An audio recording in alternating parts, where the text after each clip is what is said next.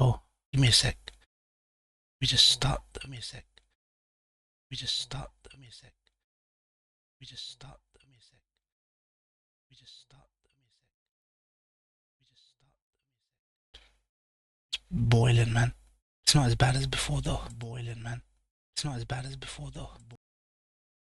Let's fucking go.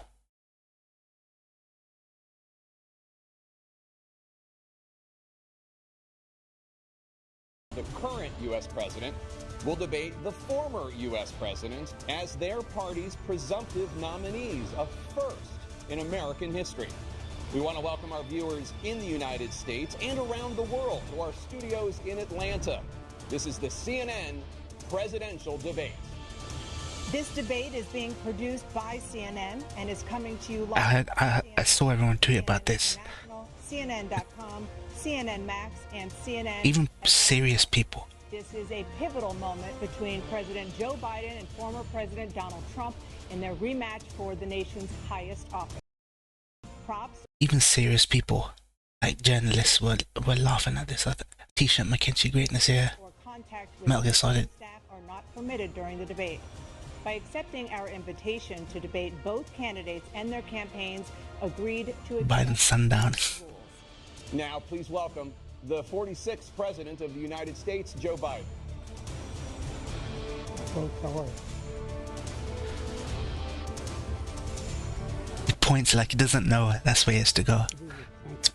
Oh, fuck, man.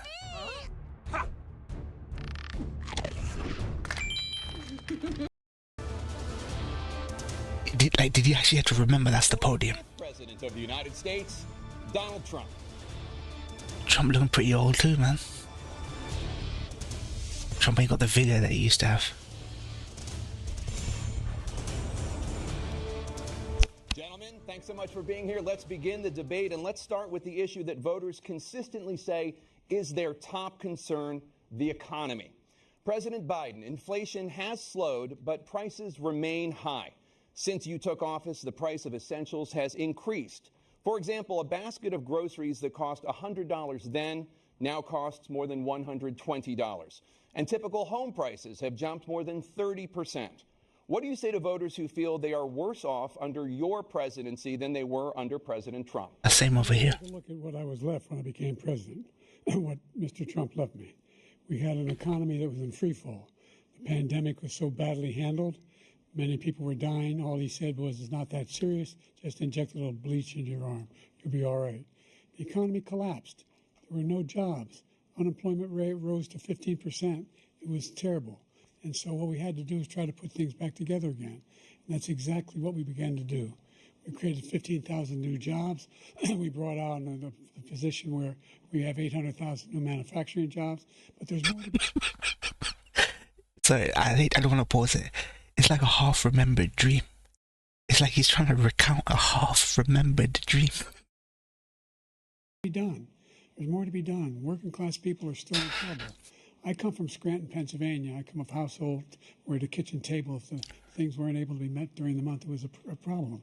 Price of eggs, the price of gas, the price of housing, the price of a whole range of things. That's why I'm working so hard to make sure I deal with those problems. And we're going to make sure that we reduce the price of housing. We're going to make sure we build 2 million new units. We're going to make sure we cap rents so corporate greed can't take over. The combination, what I was left with in corporate greed, is the reason why we're in this problem right now. In addition to that, we're in a situation where if you take a look at all that was done in his administration... Dude, it's like I've got this on 1.5 speed. He's speaking... It's bizarre to me how he managed to speak so fast and get through this. I thought I was on 1. I'm not on 1.5. He didn't do much at all. By the time he left, things were in chaos, literally chaos. And so we put things back together. We created, I said, those jobs. We make sure we had a situation where we brought down the price of prescription drugs, which is a major issue for many people, to $15 for an insulin shot as opposed to $400. No senior has to pay more than $200 for any... It's like he's trying to remember bullet points. He's trying to remember bullet points. I feel so fucking bad for this guy, man. I feel so fucking bad for Biden. This is abuse, man. All the drugs they conclude beginning next year. And the situation is and we're going to make that available to everybody, to all Americans. So we're working to bring down the price around the kitchen table, and that's what we're going to get done.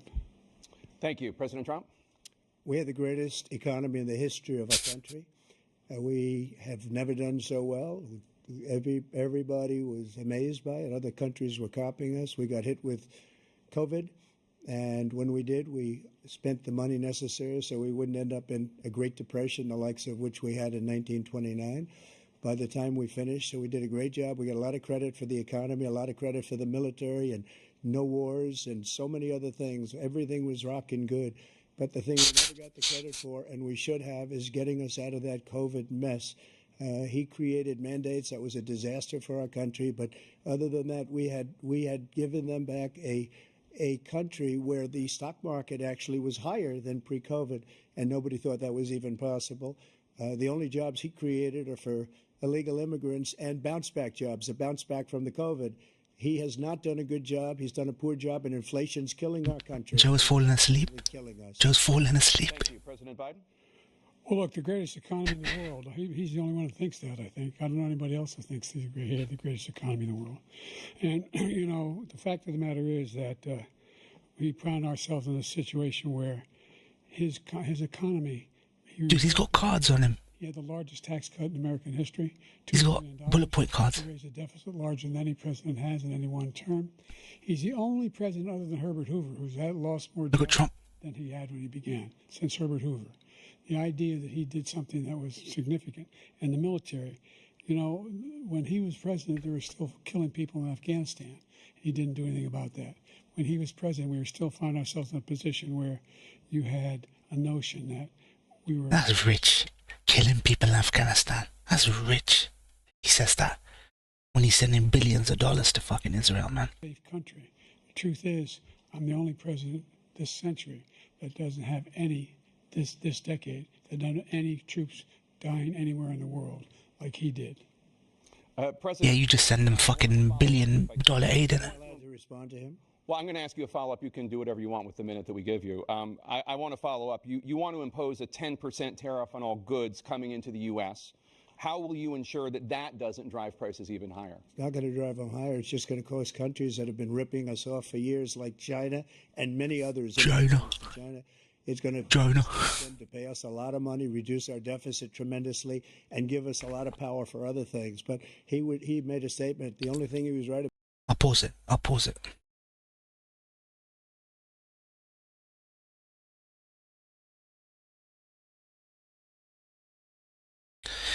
Dude, I'm not gonna lie, he is right about China. You cannot let China get the one up. He is right about China. About is I gave you the largest tax cut in history. I also gave you the largest regulation cut in history. That's why we had all the jobs. And the jobs went down and then they bounced back, and he's taking credit for bounce back jobs. You can't do that. He also said he inherited 9% inflation. Now, he inherited almost no inflation, and it stayed that way for 14 months.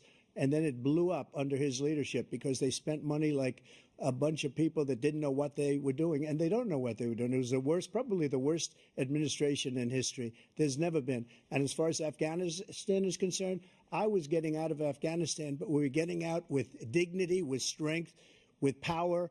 He got out. It was the most embarrassing day in the history of our country's life. President Trump, over the last 8 years, under both of your administrations, the national debt soared to record highs. And according to a new nonpartisan analysis, President Trump, your administration approved $8.4 trillion in new debt, while so far President Biden... Dude, they strawman everything, I'm noticing so far. They don't address the questions. They talk about the whenever he says the debts are rising, China, and then they start deflecting. He's talking about his pull out of Afghanistan. What's that got to do with tariffs, putting tariffs up? None of these guys are answering the question. Biden didn't answer the last question properly. Trump didn't answer the last question properly. They just start deflecting and start throwing straw men out. $4.3 trillion in new debt. So, former President Trump, many of the tax cuts that you signed into law are set to expire next year. You want to extend them and go even further, you say. With the U.S. facing trillion-dollar deficits and record debt, why should top earners and corporations pay even less in taxes than they do now? Because the tax cuts spurred the greatest economy that we've ever seen just prior to COVID. And even after COVID, it was so strong that we were able to get through COVID much better than just about any other country. But we spurred, that tax spurred. Now, when we cut the taxes, as an example, the corporate tax was cut down to 21% from 39%, plus beyond that. We took in more revenue with much less tax, and companies were bringing back trillions of dollars back into our country. The country was going like never before, and we were ready to start paying down debt. We were ready to start using the liquid gold right under our feet. You have to make this about Sony, Tashi. We were going to have something that nobody else has had. We got hit with COVID. We did a lot to fix it. I gave him an unbelievable situation with all of the therapeutics and all of the things that we came up with. We gave him something great. Remember, more people died. Dude, why are we talking about COVID? We need to talk about Biden's term, man. Administration, even though we had largely fixed it, more people died under his administration than our administration, and we were right in the middle of it, something which a lot of people don't like to talk about. But he had far more people dying in his administration. He did the mandate, which is a disaster, mandating it. The vaccine went out. He did a mandate on the vaccine, which is the thing that people most objected to about the vaccine. And he did a very poor job, just a very poor job. And I will tell you, not only poor there, but throughout the entire world, we're no longer respected as a country. They don't respect our leadership. They don't respect the United States anymore. We're like a third world nation between weaponization of his election, trying to go after his political opponent, all of the things he's done. We've become like a third world nation, and it's a shame. The damage he's done to our country. And I'd love to ask him, and will, why he allowed millions of people to come in here from prisons, jails, and mental institutions to come into our country and destroy our country. President Trump, we will get to immigration later in this block. President Biden, I want to respond to this question. This is the one he can stick on him. He can stick on Biden. The largest national debt of any president in a 4-year period, number one. Number two, that $2 trillion tax cut benefited the very wealthy. What I'm going to do is fix the tax system. For example, we have 1,000 trillionaires in America. Billionaires in America. And what's happened? They're in a situation where they, in fact, pay 8.2% in taxes. If they just paid 24%, 25%, either one of those numbers. They'd raise $500 billion, I should say, in a 10-year period. We'd be able to wipe out his debt. We'd be able to help make sure that all those things we need to do. Dude, why are you sending billions to Israel then? Making sure that we continue to strengthen our healthcare system. Why are you sending billions to Israel then, motherfucker? Every single solitary person eligible for what I've been able to do with the COVID, with dealing with everything we have to do with. Look, oh, we fucked up. Beat Medicare.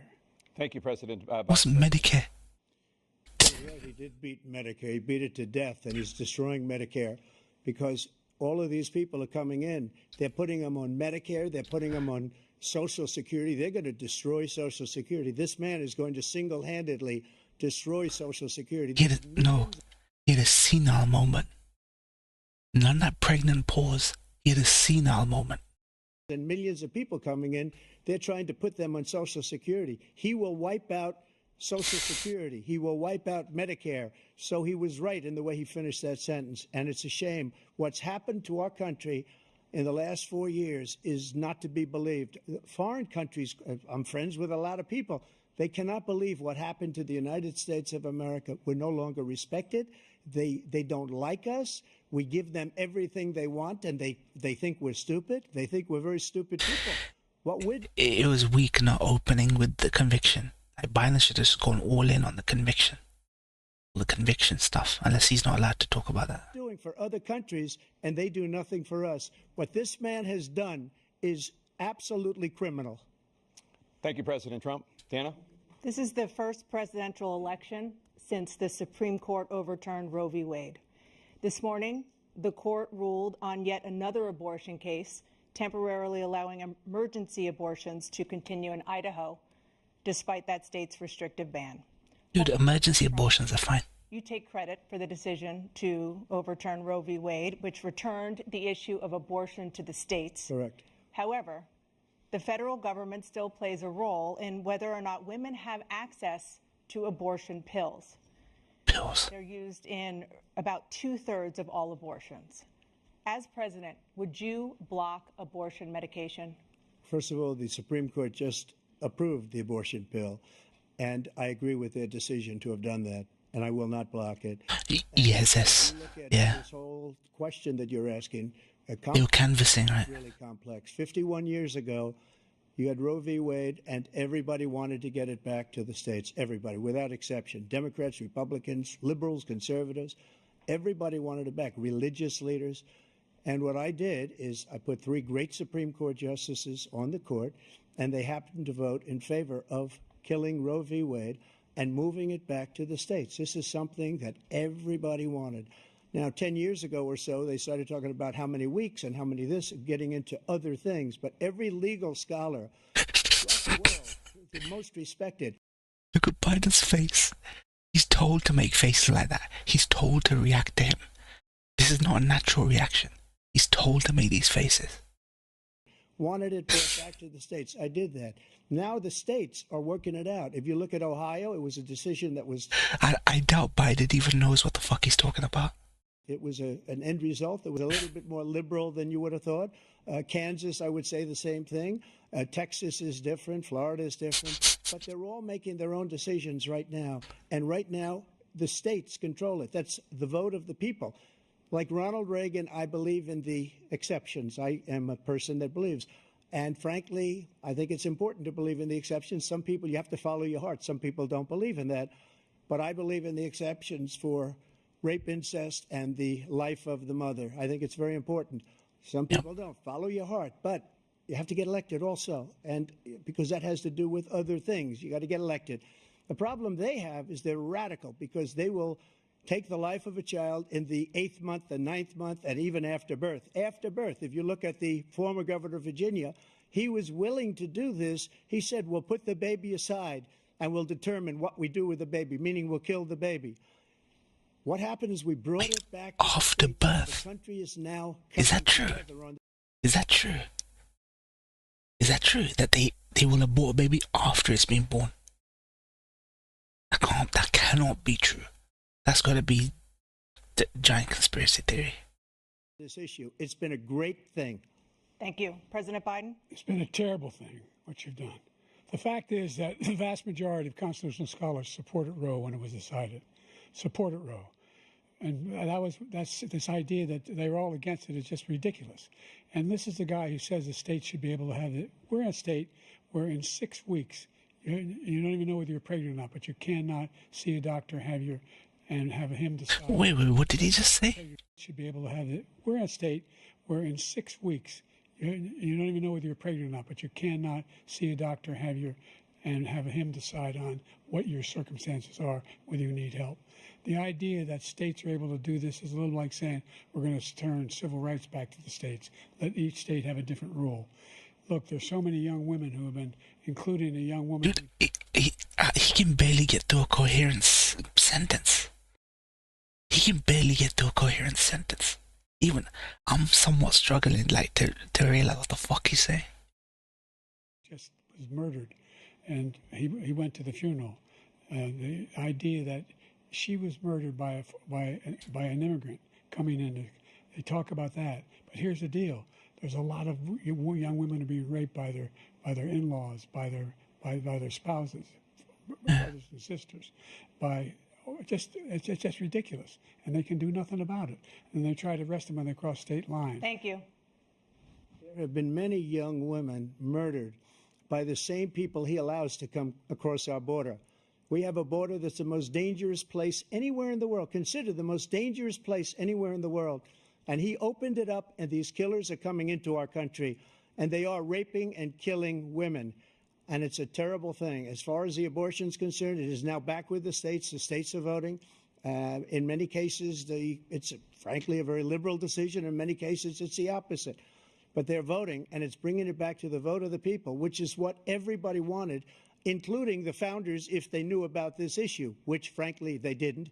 But they would have, everybody wanted brought back. Ronald Reagan wanted it brought back. He wasn't able to get it. Everybody. Not the best endorsement. Many presidents had tried to get it back.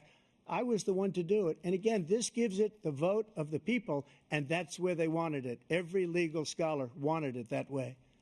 Staying on the topic of abortion, President Biden, 7 states, I'll let you do that. This is the same topic. 7 states have no legal restrictions on how far. Dude, she actually had to remind him. He looks confused as fuck. And he's like, alright, Grandpa, it's the same topic. Into a pregnancy, a woman can obtain an abortion. Do you support any legal limits on how late a woman should be able to terminate a pregnancy? I supported Roe v. Wade, which had 3 trimesters. The first time is between the woman and the doctor. Second time is between the doctor and an extreme situation. The third time is between the doctor, between the woman and the state. The idea that the politicians, that the founders wanted the politicians to be the ones making decisions about women's health is ridiculous. That's the last. No politician should be making that decision. A doctor should be making those decisions. That's how it should be run. That's what you're going to do. And if I'm elected, I'm going to restore Roe v. Wade. So that means he can take the life of the baby in the 9th month and even after birth, because some states, Democrat run, take it after birth. Again, the former governor of Virginia, put the baby down, then we decide what to do with it. So he's willing to, as we say, that's not proof that they put babies down and kill the baby. Nobody wants that to happen, Democrat or Republican. Nobody wants it to happen. That is simply not true. The Roe v. Wade does not provide for that. That's not the circumstance. Only if a woman's life is in danger, she's going to die. That's the only circumstance in which that can happen. But we are not for late-term abortion, period. Period. Under Roe v. Wade, you have late-term abortion. You can do whatever you want, depending on the state. You can do whatever you want. We don't think that's a good thing. We think it's a radical. Biden might be accurate on this. It might be a late-term 9th month abortion if the baby is a danger to the woman. That's really rare that would happen. We think the Democrats are the radicals, not the Republicans. For 51 years, that was the law. 51 years, constitutional scholarship said it was the right way to go. 51 years, and it was taken away because this guy put very conservative members on the Supreme Court. He takes credit for taking it away.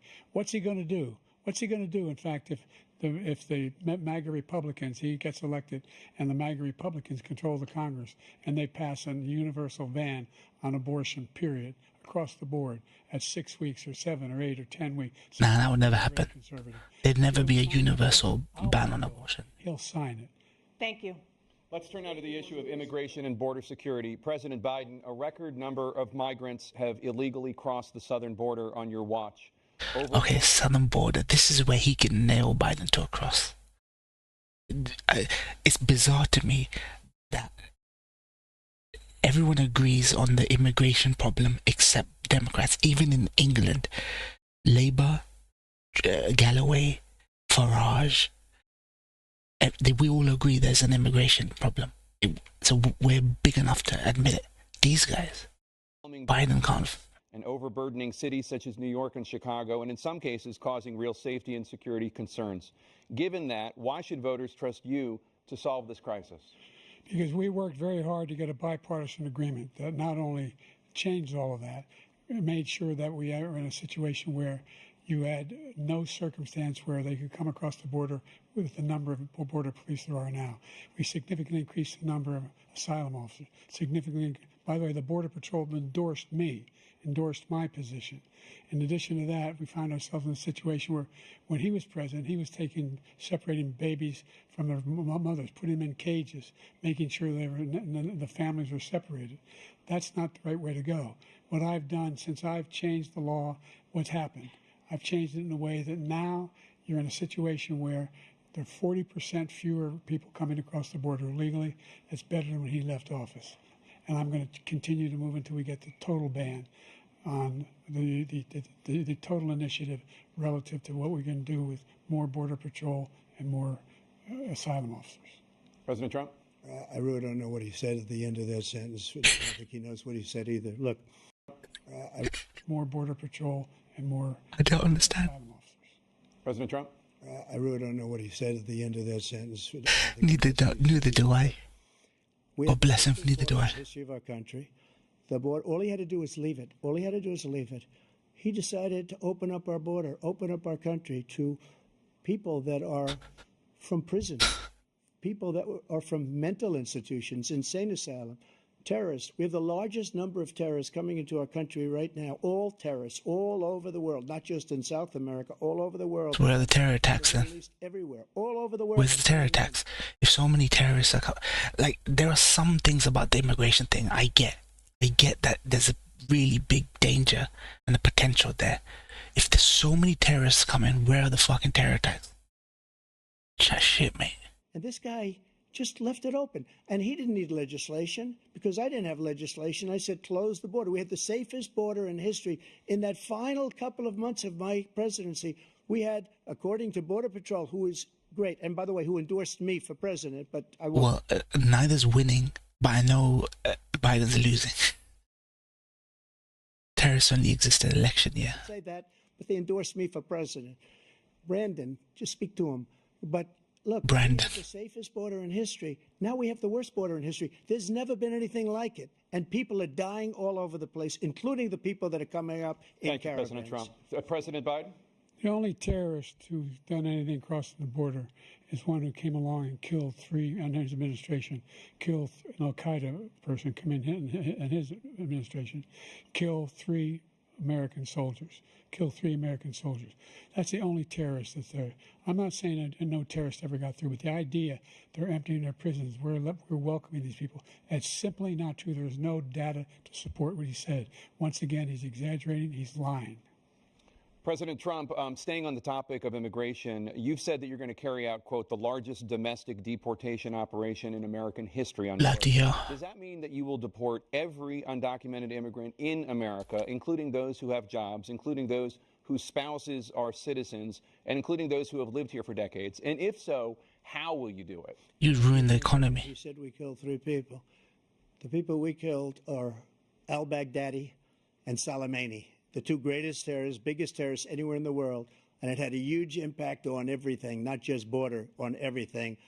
He's the one that killed people with the bad water, including hundreds of thousands of people dying, and also killing our citizens when they come in. We are living right now in a rat's nest. They're killing our people in New York, in California, in every state in the union, because we don't have borders anymore. Every state is now a border. And because of his... This is one thing Trump is. He tries to coerce through fear. He tries to coerce through fear, and that's such a fascist. That's such a fascist mentality, man. This is why no matter how bad Trump is, I'll never be for Biden, but I will never be for Trump. Never. Insane and very stupid policies. People are coming in and they're killing our citizens. They're not killing. We call it migrant crime. I call it Biden migrant crime. They're killing our citizens at a level that we've never seen before. And you're reading it like these three incredible young girls over the last few days. One of them, I just spoke to the mother, and they just had the funeral for this girl, 12 years old. This is horrible what's taken place. What's taken place in our country, we're literally an uncivilized country now. He doesn't want it to be. He just doesn't know. He opened the borders. Nobody's ever seen anything like. And we have to get a lot of these people out, or we have to get them out fast, because they're going to destroy our country. Just take a look at where they're living. They're living in luxury hotels in New York City and other places. Our veterans are on the street. They're dying. In NYC hotels. Putting them up in NYC hotels, putting private security at the front. Because he doesn't care about our veterans. He doesn't care. He doesn't like the military at all. And he doesn't care about our veterans. Nobody been worse. I had the highest approval rating for veterans taking care of the VA. He has the worst. He's gotten rid of all the things that I approved. Choice that I got through Congress, all of the different things I approved, they abandoned. We had by far the highest, and now it's down in less than half, because he's done all these great things that we did. And I think he did it just because I approved it, which is crazy. But he has killed so many people at our border by allowing all of these people to come in. And it's a very sad day in America. President Biden, you have the mic. Every single thing he said is a lie. Every single one.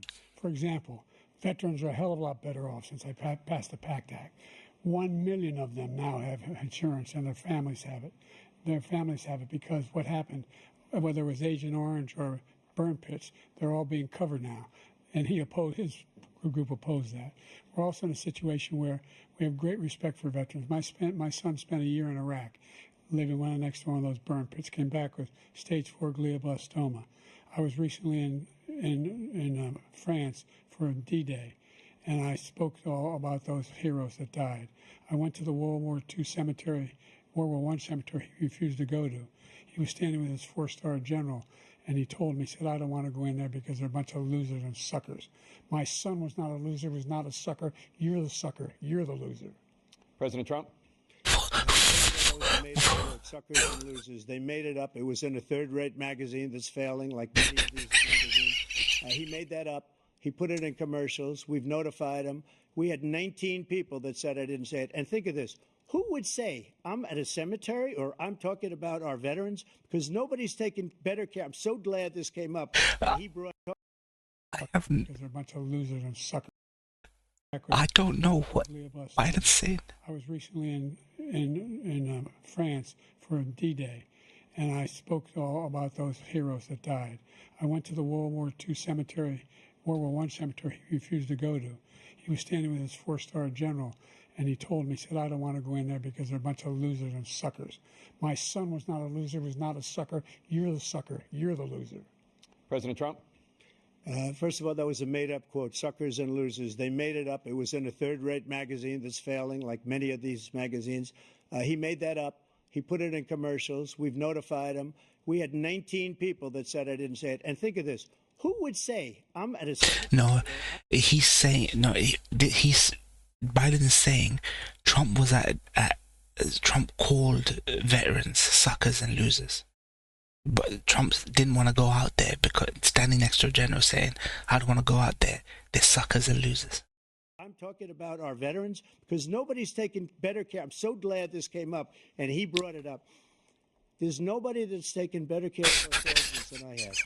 To think that I would, in front of generals and others, say suckers and losers. We have 19 people that said it was never said by me. It was made up by him, just like Russia was made up, just like the 51 intelligence agents are made up, just like the new thing with the 16 economists are talking. It's the same thing. 51 intelligence agents said that the laptop was Russia disinformation. Oh, here we go. It came from his son, Hunter. It wasn't Russia disinformation. He made up the suckers and losers, so he should apologize to me right now. I agree. It's fucked. It's fucked. Your politics is stuck in a loop. Our general staff who was on your staff who said you said it, period. That's number one. And number two, the idea that I have to apologize to you for anything along the line.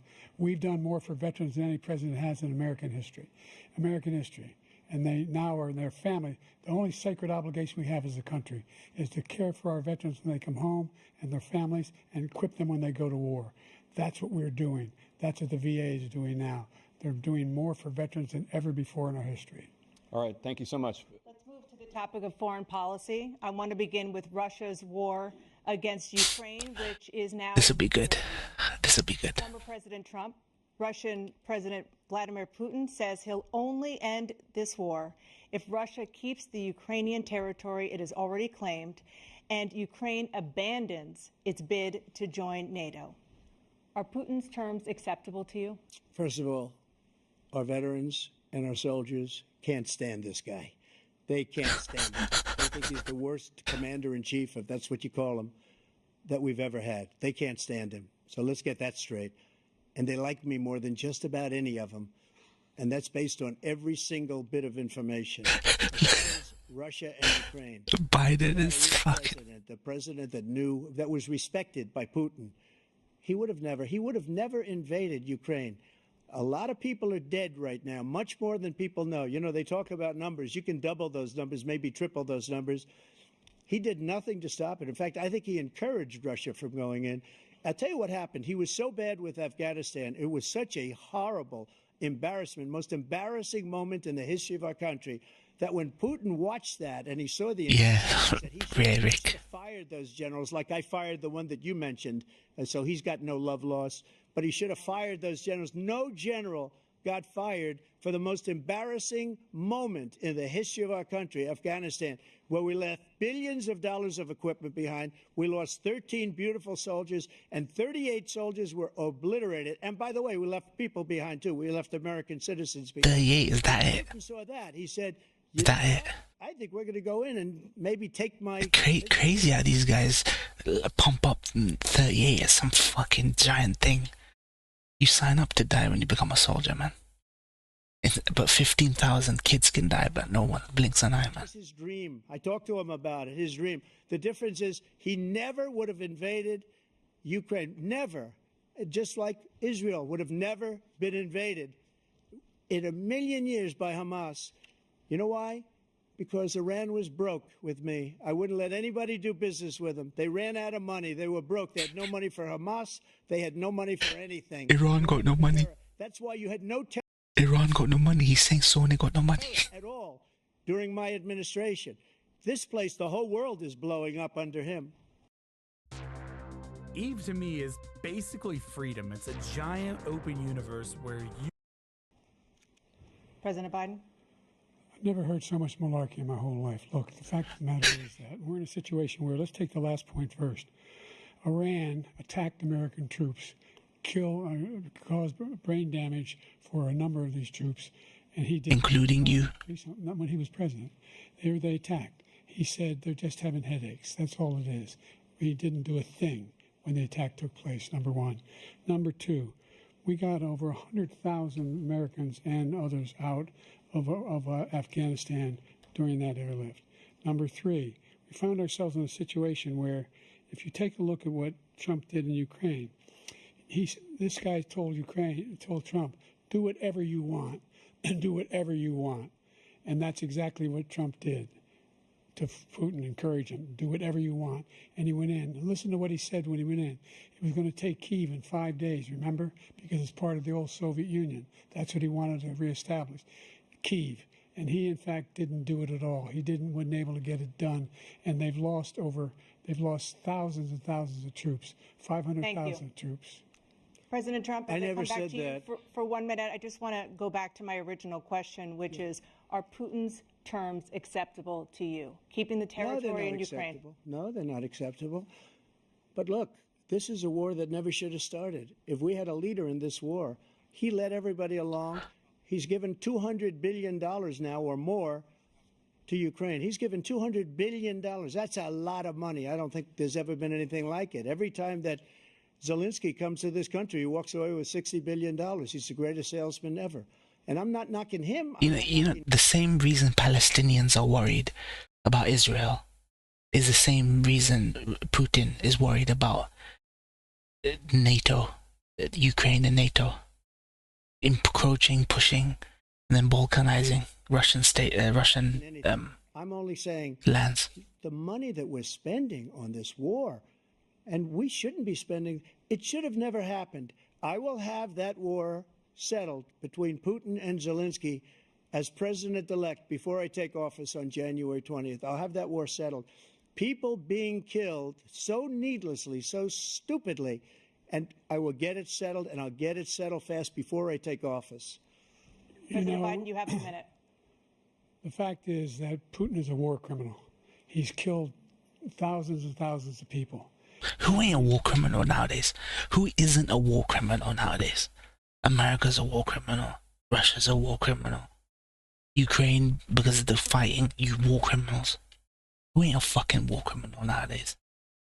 Throwing this brush around. One thing clear, he wants to reestablish what was part of the Soviet Empire, not just a piece. He wants all of Ukraine. That's what he wants. And then you think he'll stop there?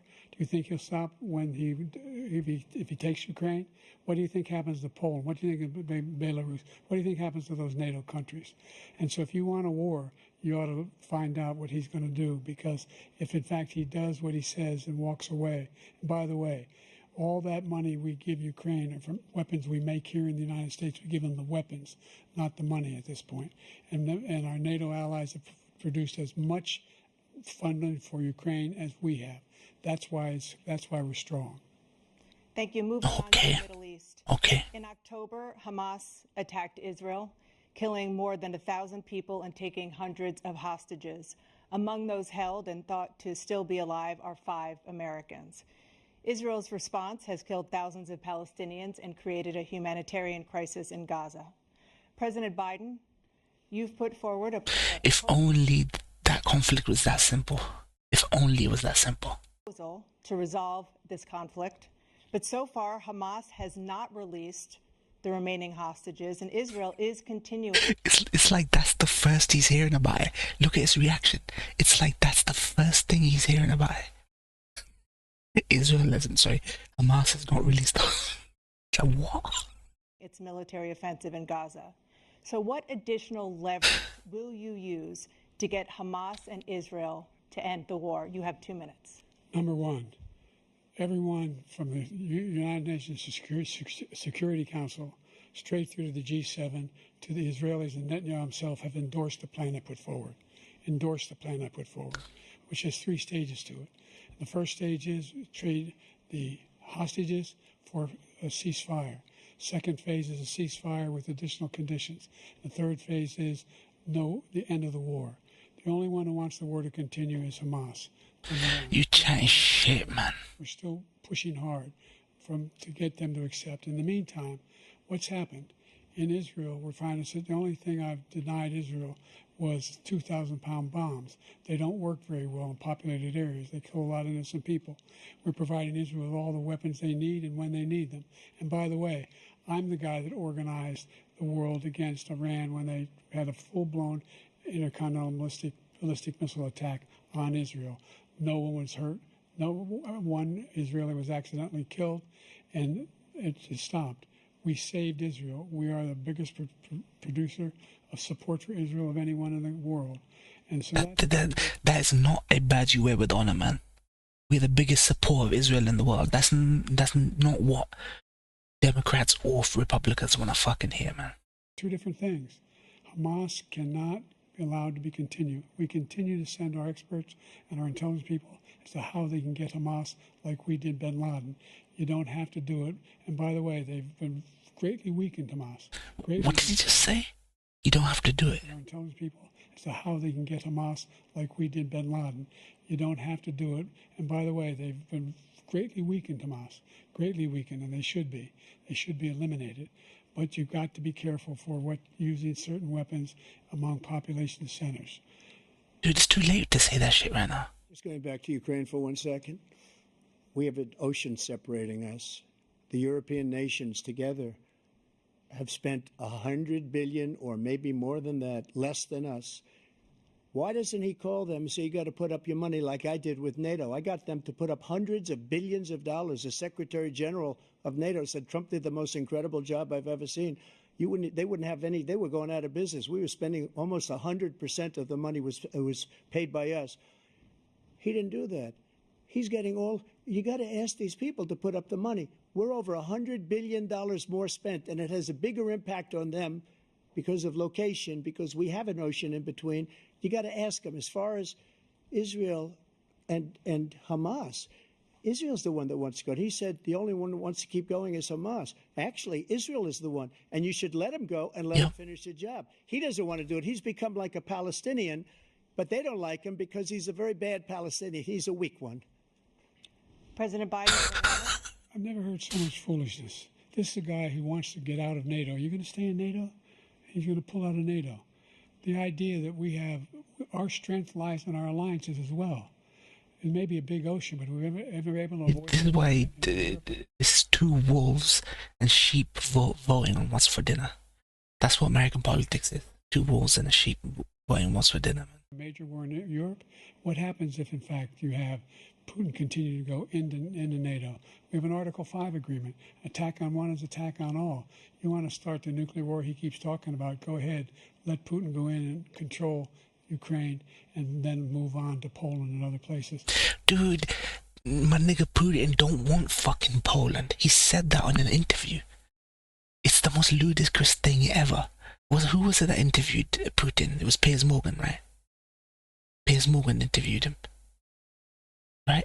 Putin said, I don't give a fuck about Poland. What happens then? You have no idea what the hell he's talking about. They were back to Cold War era hysteria, man.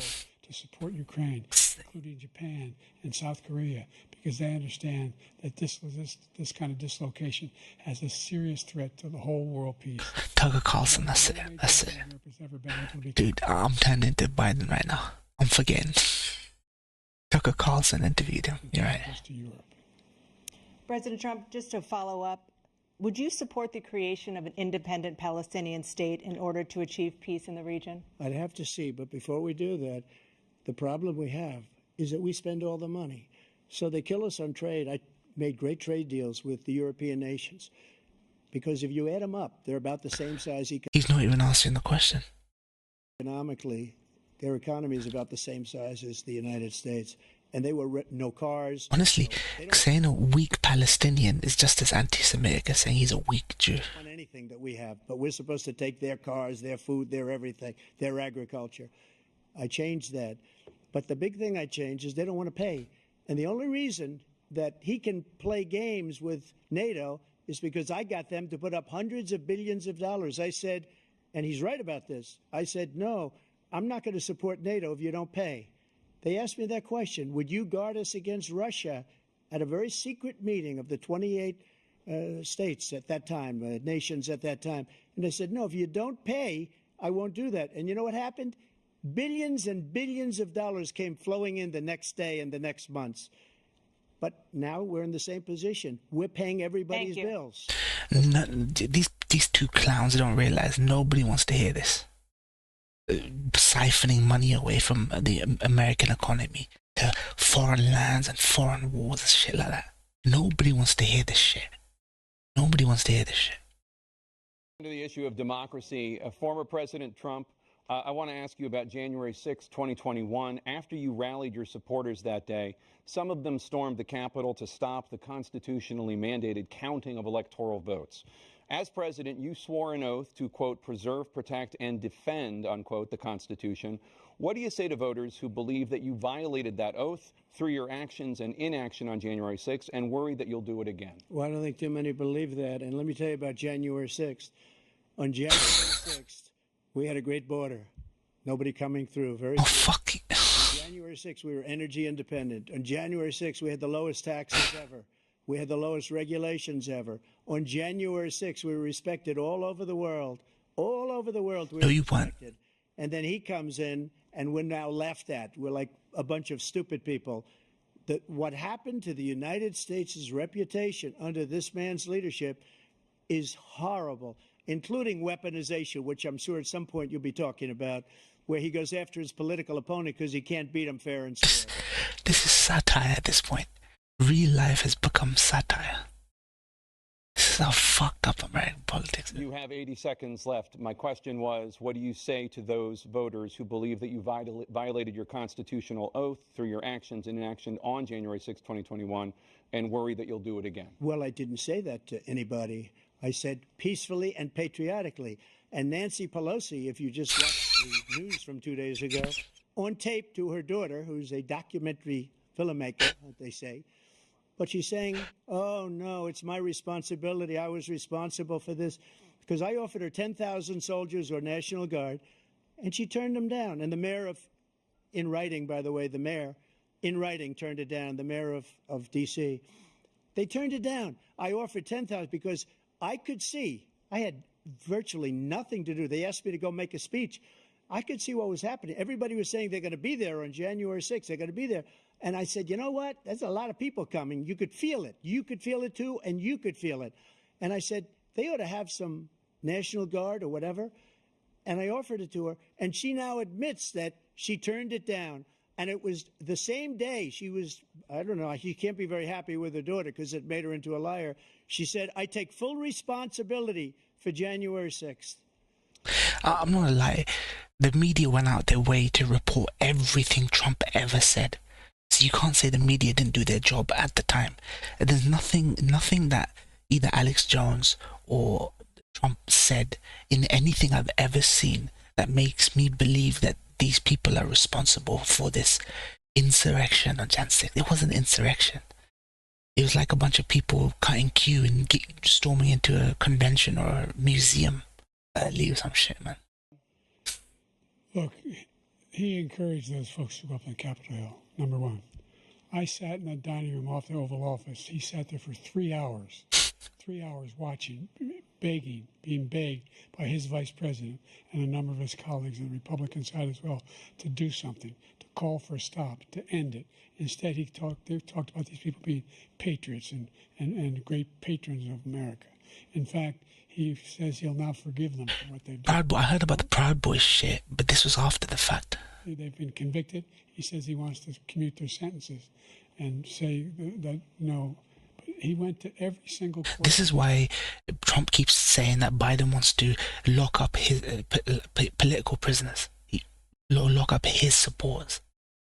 I don't know how many cases, scores of cases, including the Supreme Court, and they said no, this guy is responsible for doing what was done. He did do a damn thing, and these people should be in jail, and they should be the ones who are being held accountable. And he wants to let them all out. And now he says if he loses again, such a whiner that he is, that it could be a Thank you, President Biden. President Trump? What they've done to some people that are so innocent, you ought to be ashamed of yourself. What you have done, how you've destroyed the lives of so many people. When they ripped down Portland, when they ripped down many other cities, you go to Minnesota, Minneapolis, what they've done there, with the fires all over the city. If I didn't bring in the National Guard, that city would have been destroyed. When you look at all of they took over big chunks of Seattle. I was all set to bring in the National Guard. They heard that, they saw them coming, and they left immediately. What he said about this whole subject is so off. Peacefully patriotic. One other thing, the Unselect Committee, which is basically two horrible Republicans that are all gone now, out of office, and Democrats, all Democrats, they destroyed and deleted all of the information they found because they found out we were right. We were right. And they deleted and destroyed all of the information. They should go to jail for that. If a Republican did that, they'd go to jail. Thank you, President Trump. President Biden, I want to give you a minute.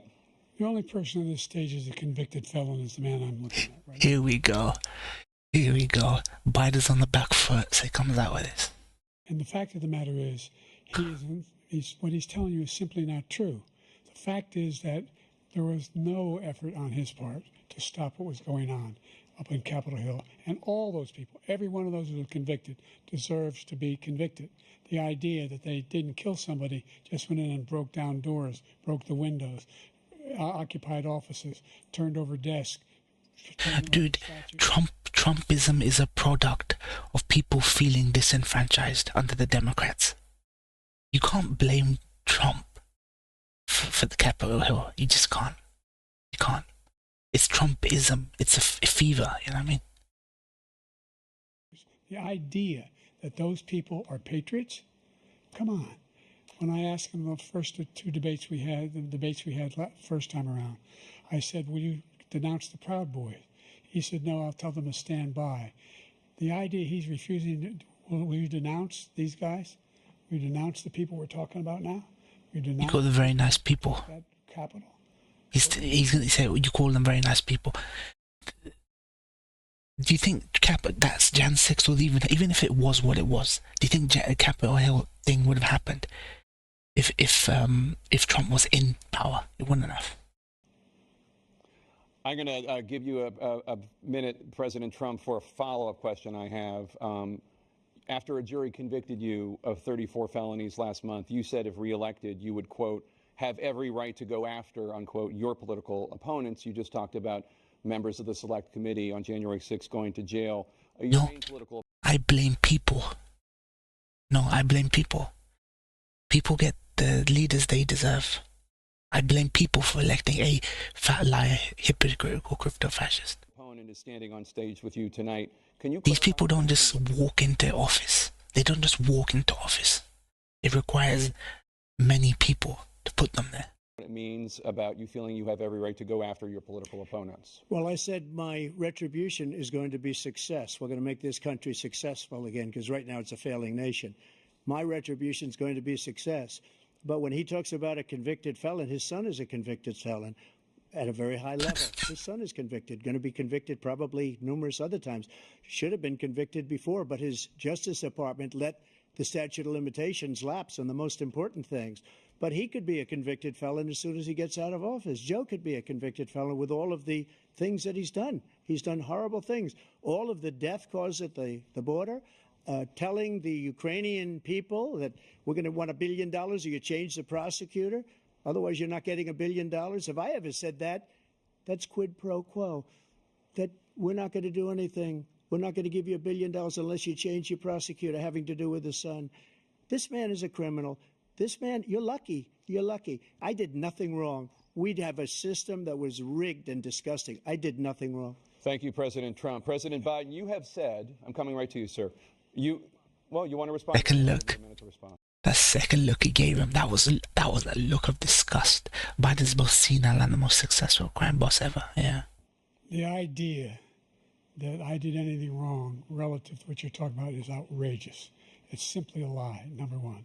Number two, the idea that you have a right to seek retribution against any American just because you're president is wrong. It's simply wrong. No president's ever spoken like that before. No president in our history has spoken like that before. Number three, the crimes... What about the retribution against Alex Jones? What about putting all of Sandy Hook on Alex Jones? My nigga got the fucking nerve to talk about no retribution against a single individual. What the fuck was Alex Jones? Charged with. And think of all the civil penalties you have. How many billions of dollars do you owe? And that was a Hillary thing. Hillary was pushing for that. Hillary wanted that guy, Alex Jones, 6 foot in the ground, if not in fucking jail. Penalties for molesting a woman in public, for doing a whole range of things, of having sex with a porn star while your wife was pregnant. I mean, what are you talking about? Oh wow, he cooked him. Doing a whole range of things, of having sex with a porn star on the night while your wife was pregnant. I mean, it's like a grandfather babying his grandkid.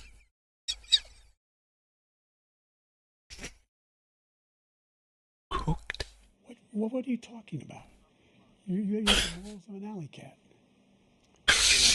I didn't have sex. Okay, you know, Ryan, you were talking about the Lion of the Night. The Lion of the Night can win you with the morals of an alley cat. Yep. Star, number one.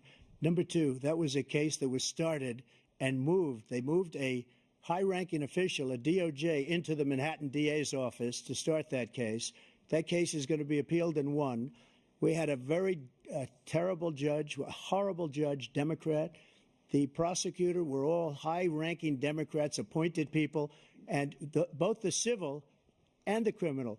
He basically went after... Dude, how can he blame appointed Democrats when Trump says he takes pride in appointing Republican Supreme Court judges? How can he paint him with this brush and then brag about putting Supreme Court judges in? People are going to put their own people in. His political opponent, because he thought it was going to damage me. But when the public found out about these cases, because they understand it better than he does, he has no idea what these cases are. But when they found out about these cases, you know what they did? My poll numbers went up, way up. You know that because you're reporting it.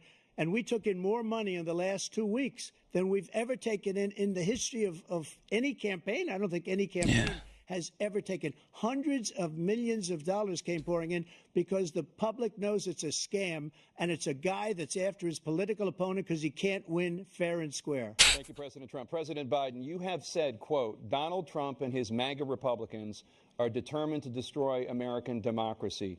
Do you believe that the tens of millions of Americans who are likely to vote for President Trump will be voting against American democracy? The more they know about what he's done, yes. The more they know about what he's done. What do you mean, more they know? He's got a lot of cases down the road coming around. He's got a whole range of issues he has to face. I don't know what the juries will do, but I do know he has a real problem. And so the fact that... That's a threat. I think you hear any president say that I'm going to seek retribution. Do you ever hear any president say that I thought Hitler had some good ideas? What got me involved to run in the first place after my son had died, I decided in Iraq, because of Iraq, I said I wasn't going to run again until I saw... Wait, did his son really die in Iraq? Wasn't this debunked or something? He keeps saying that his son died in Iraq. Was there a detail about his son dying in Iraq that was wrong? Because I heard this story like a year and a half, 2 years ago. Charlottesville, Virginia. People coming out of the woods carrying swastikas on torches, and singing the same anti-Semitic bile they sang when back in Germany. And the young woman got killed. I spoke to the mother. Anti-Semitic. I asked him, I said, what do you think of those people? The ones who got killed, the one who tried to stop it, and the ones, he said, I think they're fine people on both sides. What American president would ever say Nazis coming out of fields carrying torches, singing the same anti-Semitic bile? What about the Ukrainian Nazis you're funding, fam? This is the guy who says Hitler's done some good things. I'd like to know what they are. The good things Hitler's done, that's what he said. This guy has no sense of American democracy. President Trump.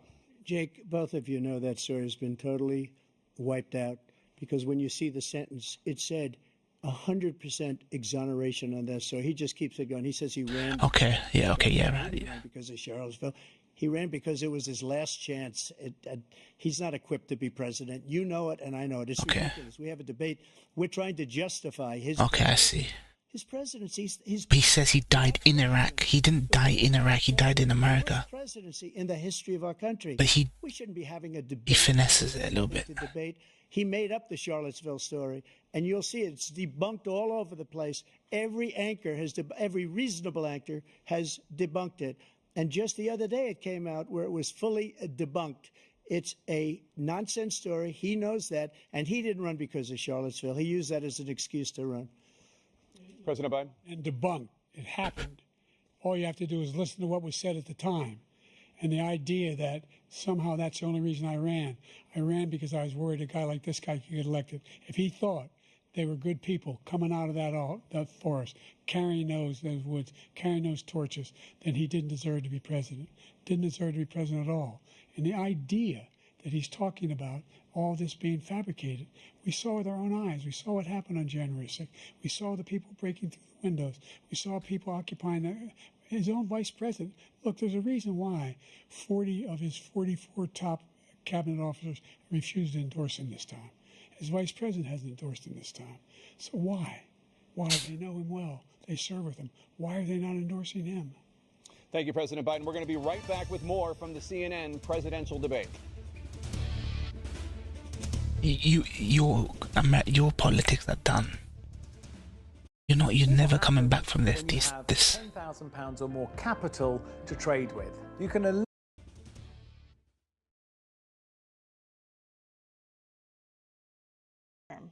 President Biden from Georgia. Let's talk about persistent challenges you both faced in your first terms and you'd certainly face again in a second term.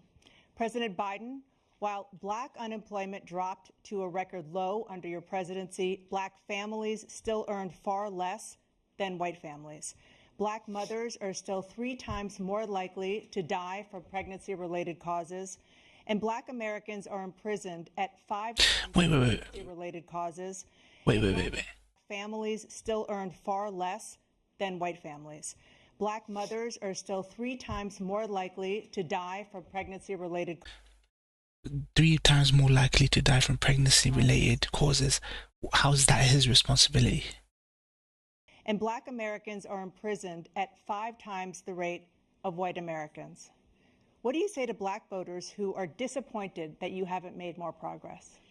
They acknowledge they made a lot of progress, number one.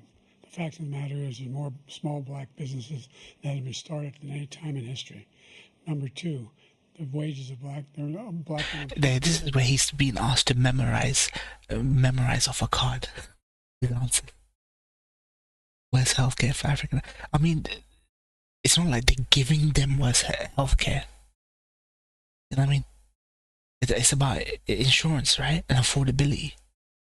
But I don't know if you can directly blame Biden for pregnancy-related complications. Is the lowest level it's been in a long, long time. Number three, we're providing housing for Americans and dealing with the segregation that exists among these corporate corporations that collude to keep people. What is he talking? I can't. I'm sorry, guys. I have to keep rewinding because I'm not even exaggerating. I don't understand what this nigga's waffling about.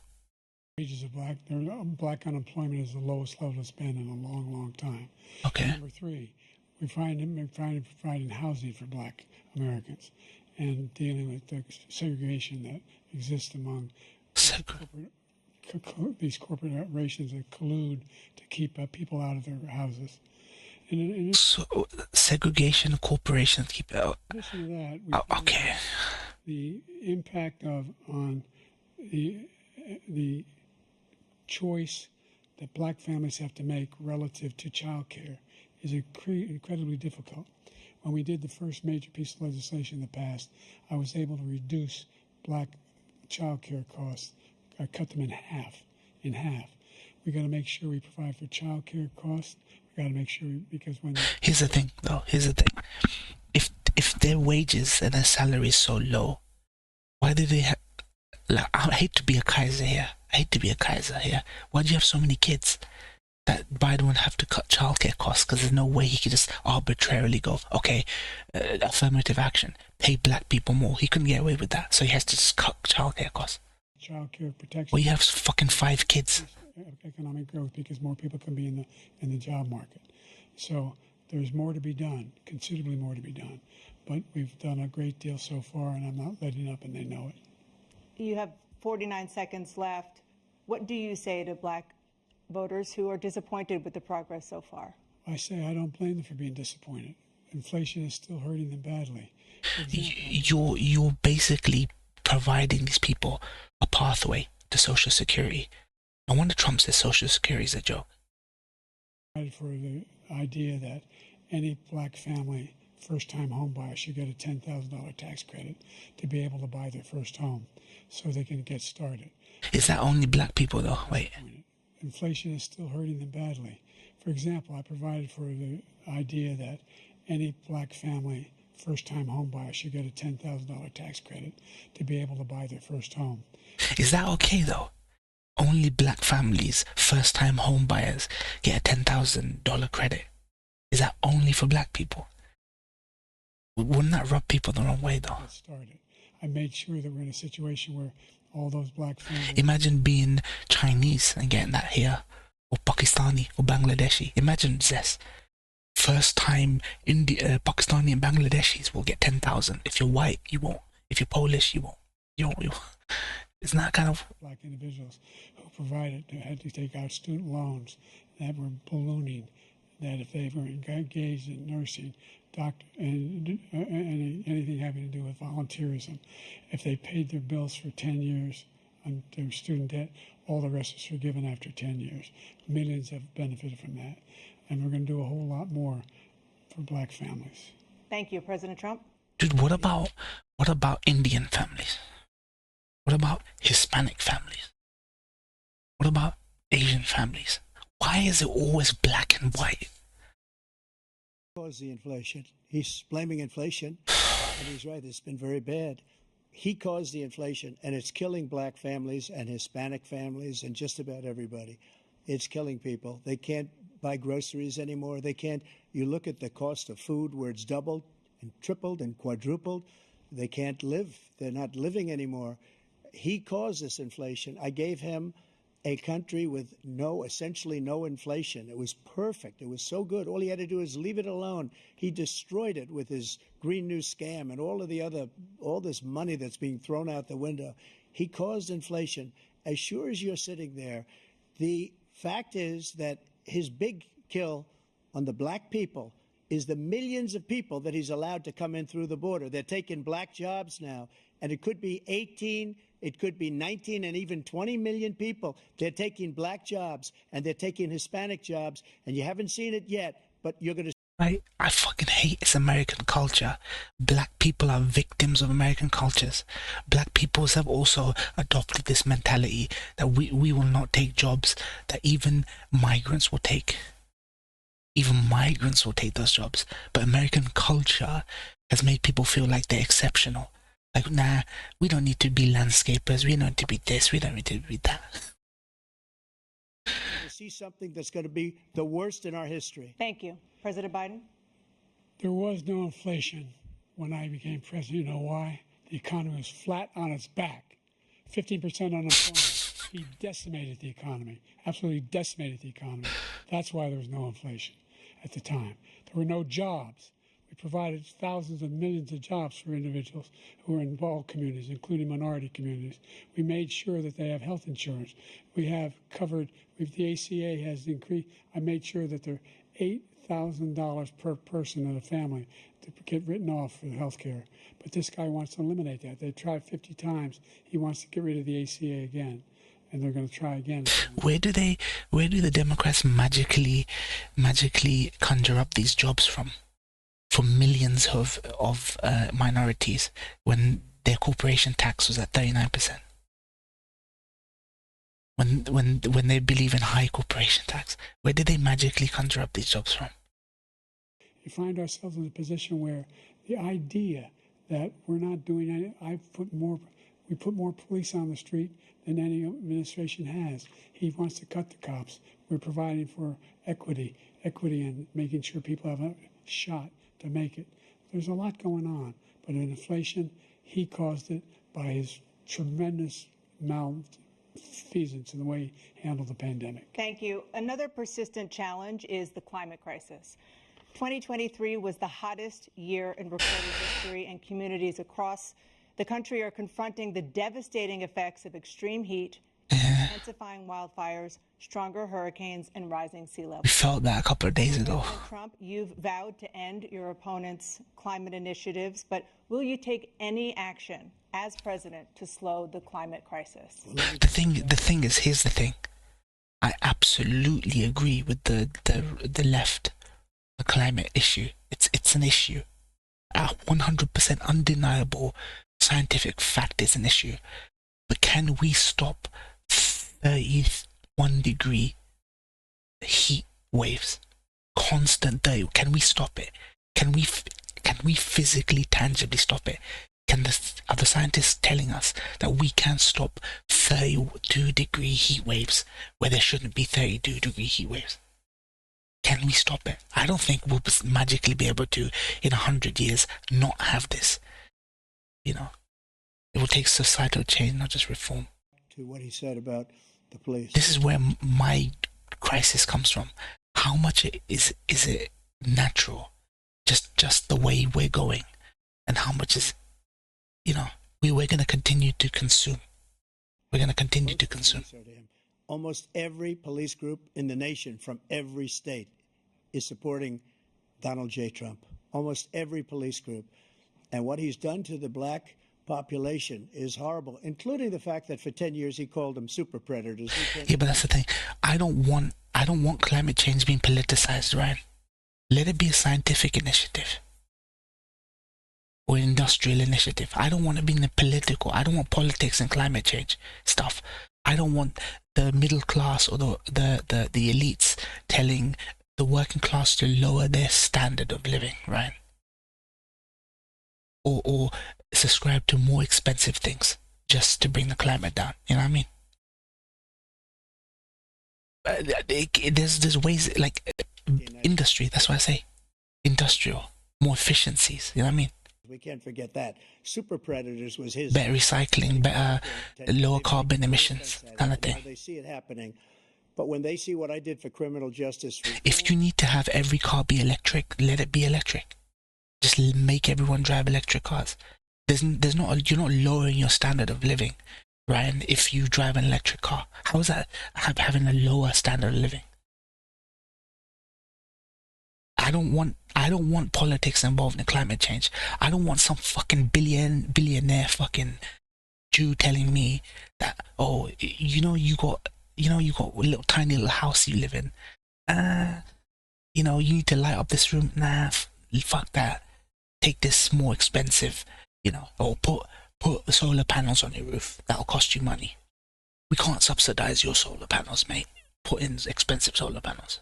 And for the historically black colleges and universities, where I funded them and got them all funded, and the opportunity zones with Tim, as you know, Tim Scott was incredible. He did a great job. This is why I say this should be a scientific and industrial push initiative to make electric vehicles affordable. You know what I mean?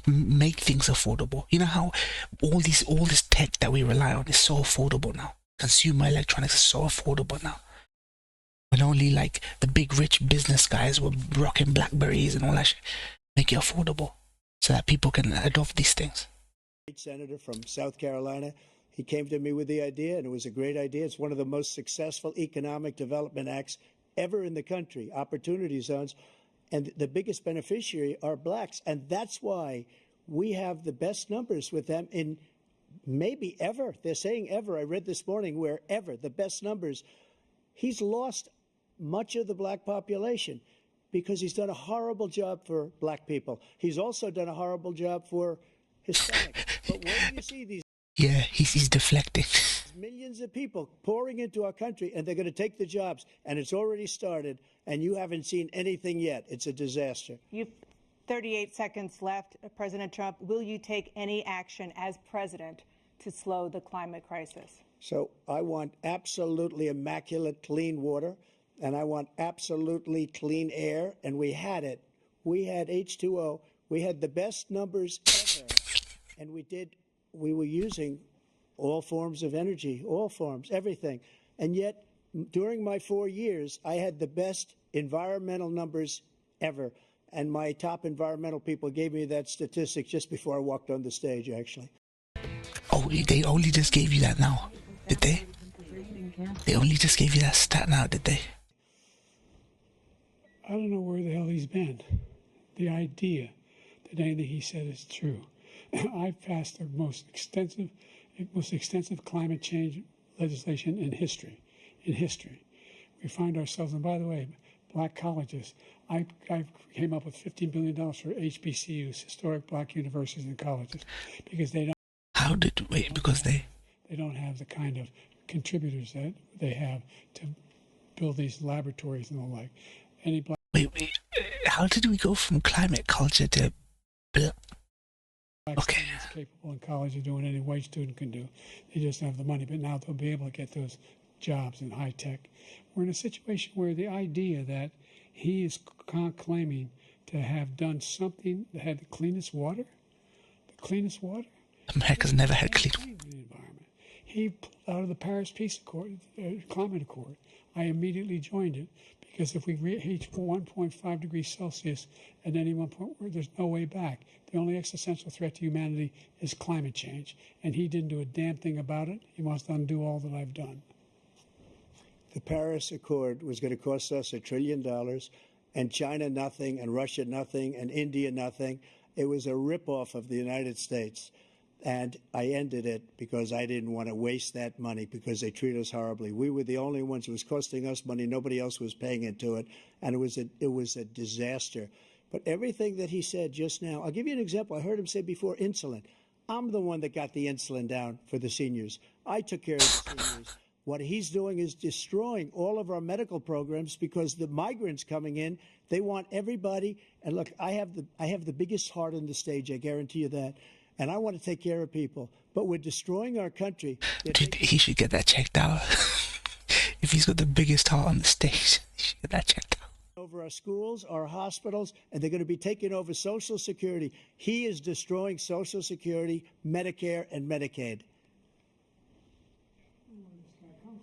The idea is that we, in fact, we were the only ones of consequence who were not members of the Paris Accord.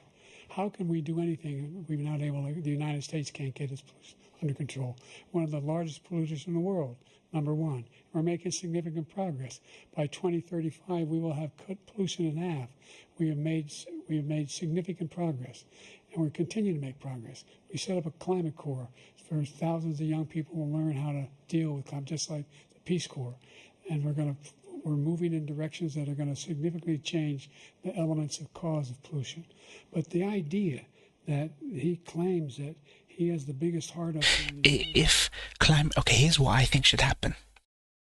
You know how they gave people COVID relief or bonuses, or talking about giving people grants, like black families, $10,000 grants if they're first-time home buyers.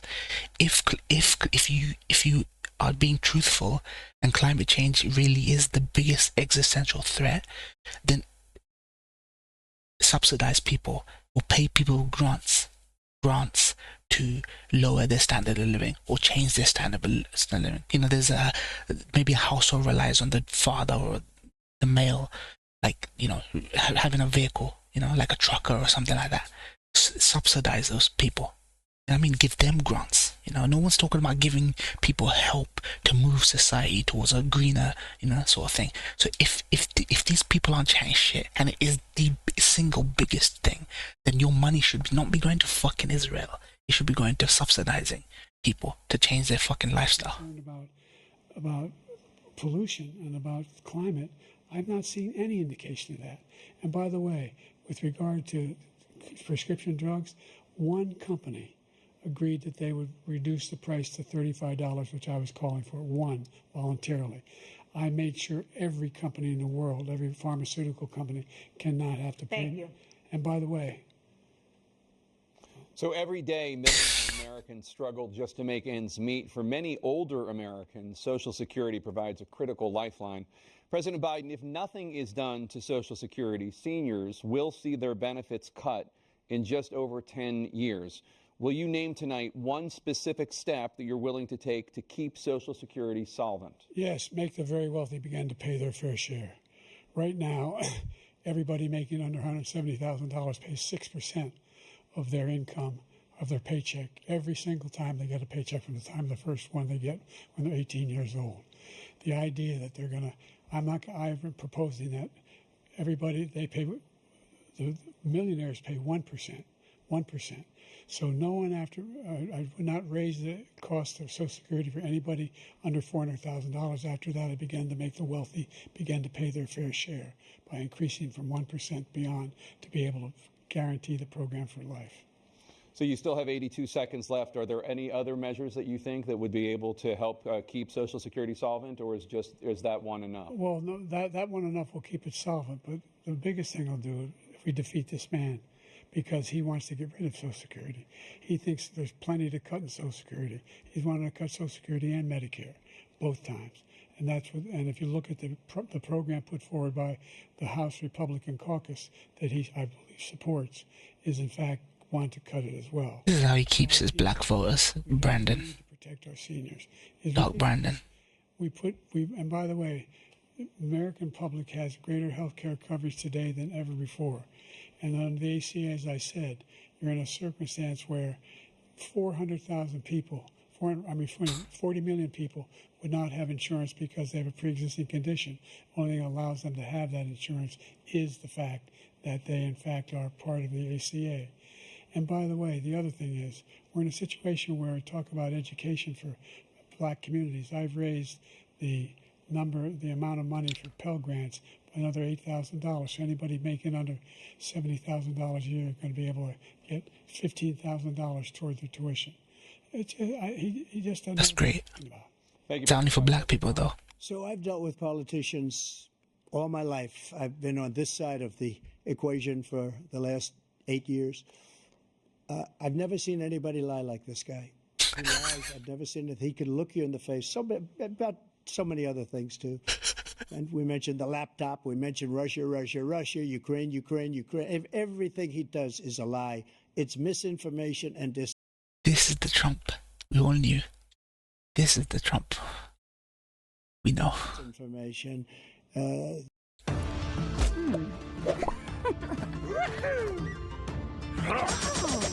Dude, I wish the game was like this. The losers and suckers story that he made up is a total lie on the military. It's a disgrace. But Social Security, he's destroying it because millions of people are pouring into our country, and they're putting them onto Social Security. They're putting them onto Medicaid. That's why I say it's the Trump we know, not the Trump we love. One we know. They're putting them in our hospitals. They're taking the place of our citizens. What they're doing to the VA, to our veterans, is unbelievable. Our veterans are living in the street, and these people are living in luxury hotels. He doesn't know what he's doing, and it's really coming back. I've never seen such anger in our country before. President Biden? The idea that veterans are not being taken care of, I told you before. And by the way, when I said suckers and losers, he acknowledged after that he fired that general. That general got fired because he's the one that acknowledged that that's what he said. He was the one standing with Trump when he said it, number one. Number two, the idea that we're going to be in a situation where all these millions and millions, the way he talks about it, illegal aliens are coming into the country and taking away our jobs. There's a reason why we have the fastest growing economy in the world, the reason why we have the most successful economy in the world. We're doing better than any other nation in the world. And by the way, those 15 Nobel laureates he talked about being phony, those 15 Nobel laureates, economists, they all said that if Trump is reelected, we're likely to have a recession and inflation is going to increasingly go up. And by the way, worst president in history, 159 presidential scholars voted him the worst president in the history of the United States of America. President Biden, thank you so much. Let's turn to the cost of child care, which many American families struggle to afford. President Trump, both you and President Biden have tried to address this issue, but the average cost of child care in this country has risen to more than $11,000 a year per child for many families. Dude, maybe it's a cultural thing. Child care costs. This has got to be this is something that Indians, Pakistanis, we don't understand. You look after your kids. Our social structure allows for the mum to be at home to look after the kids, for the dad to go to work. This wouldn't be an issue if you had traditional family unit. I know you can't always have that. You need to have two parents at work. Fair, I get it. So don't have kids then. Don't have more than one kid then, if that's the case. If you both parents have to work and it's difficult, don't have 5 kids that you have to pay for. Why are you having 5 kids if both of you got to work and you haven't got time for them? And you got to pay thousands for them. It's just something culturally I'll never understand. Cost of child care for 2 children is more than their rent. In your second term, what would you do to make child care more affordable? Just to go back, the general got fired because he was no good.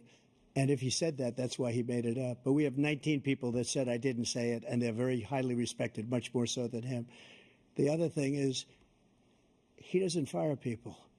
He never fired people. I've never seen him fire anybody. I did fire a lot. I fired Kamuy because he was no good. I fired a lot of the top people at the FBI, drained the swamp. They were no good. Not easy to fire people. You'd pay a price for it, but they were no good. I inherited these people. I didn't put him there. I didn't put Kamuy there. He was no good. I fired him. This guy hasn't fired anybody. He never fires. He should have fired every military man that was involved with that the Afghanistan horror show, the most embarrassing moment in the history of our country. He didn't fire. Did you fire anybody? Did you fire anybody that's on the border that's allowed us to have the worst border in the history of the world? Did anybody get fired for allowing 18 million people, many from prisons, many from mental institutions? Did you fire anybody that allowed our country to be destroyed? Joe, our country is being destroyed as you and I sit up here and waste a lot of time on this debate. This shouldn't be a debate. He is the worst president. He just said about me because I said it. But look, he's the worst president in the history of our country. He's destroyed our country. Now all of a sudden he's trying to get a little tough on the border. He came out with a nothing deal, and it reduced it a little bit, like this much. It's insignificant. He wants open borders. He wants our country to either be destroyed or he wants to pick up those people as voters. And Here we go. We just can't let it happen. If he wins this Here we go. our country doesn't have a chance, not even a chance, of coming out of this rut. We probably won't have a country left anymore. That's how bad it is. He is the worst in history by far. Thank you, President Trump. President Biden? We are the most admired country in the world. We're the United States of America. What's the truth here, Ryan? Can people who are undocumented, take it at face value? Are people who are undocumented allowed to vote? You're not. In England, you have to be documented. You know? You have... Yeah, exactly. We won't have a country left. You're trying to make me vote for Biden.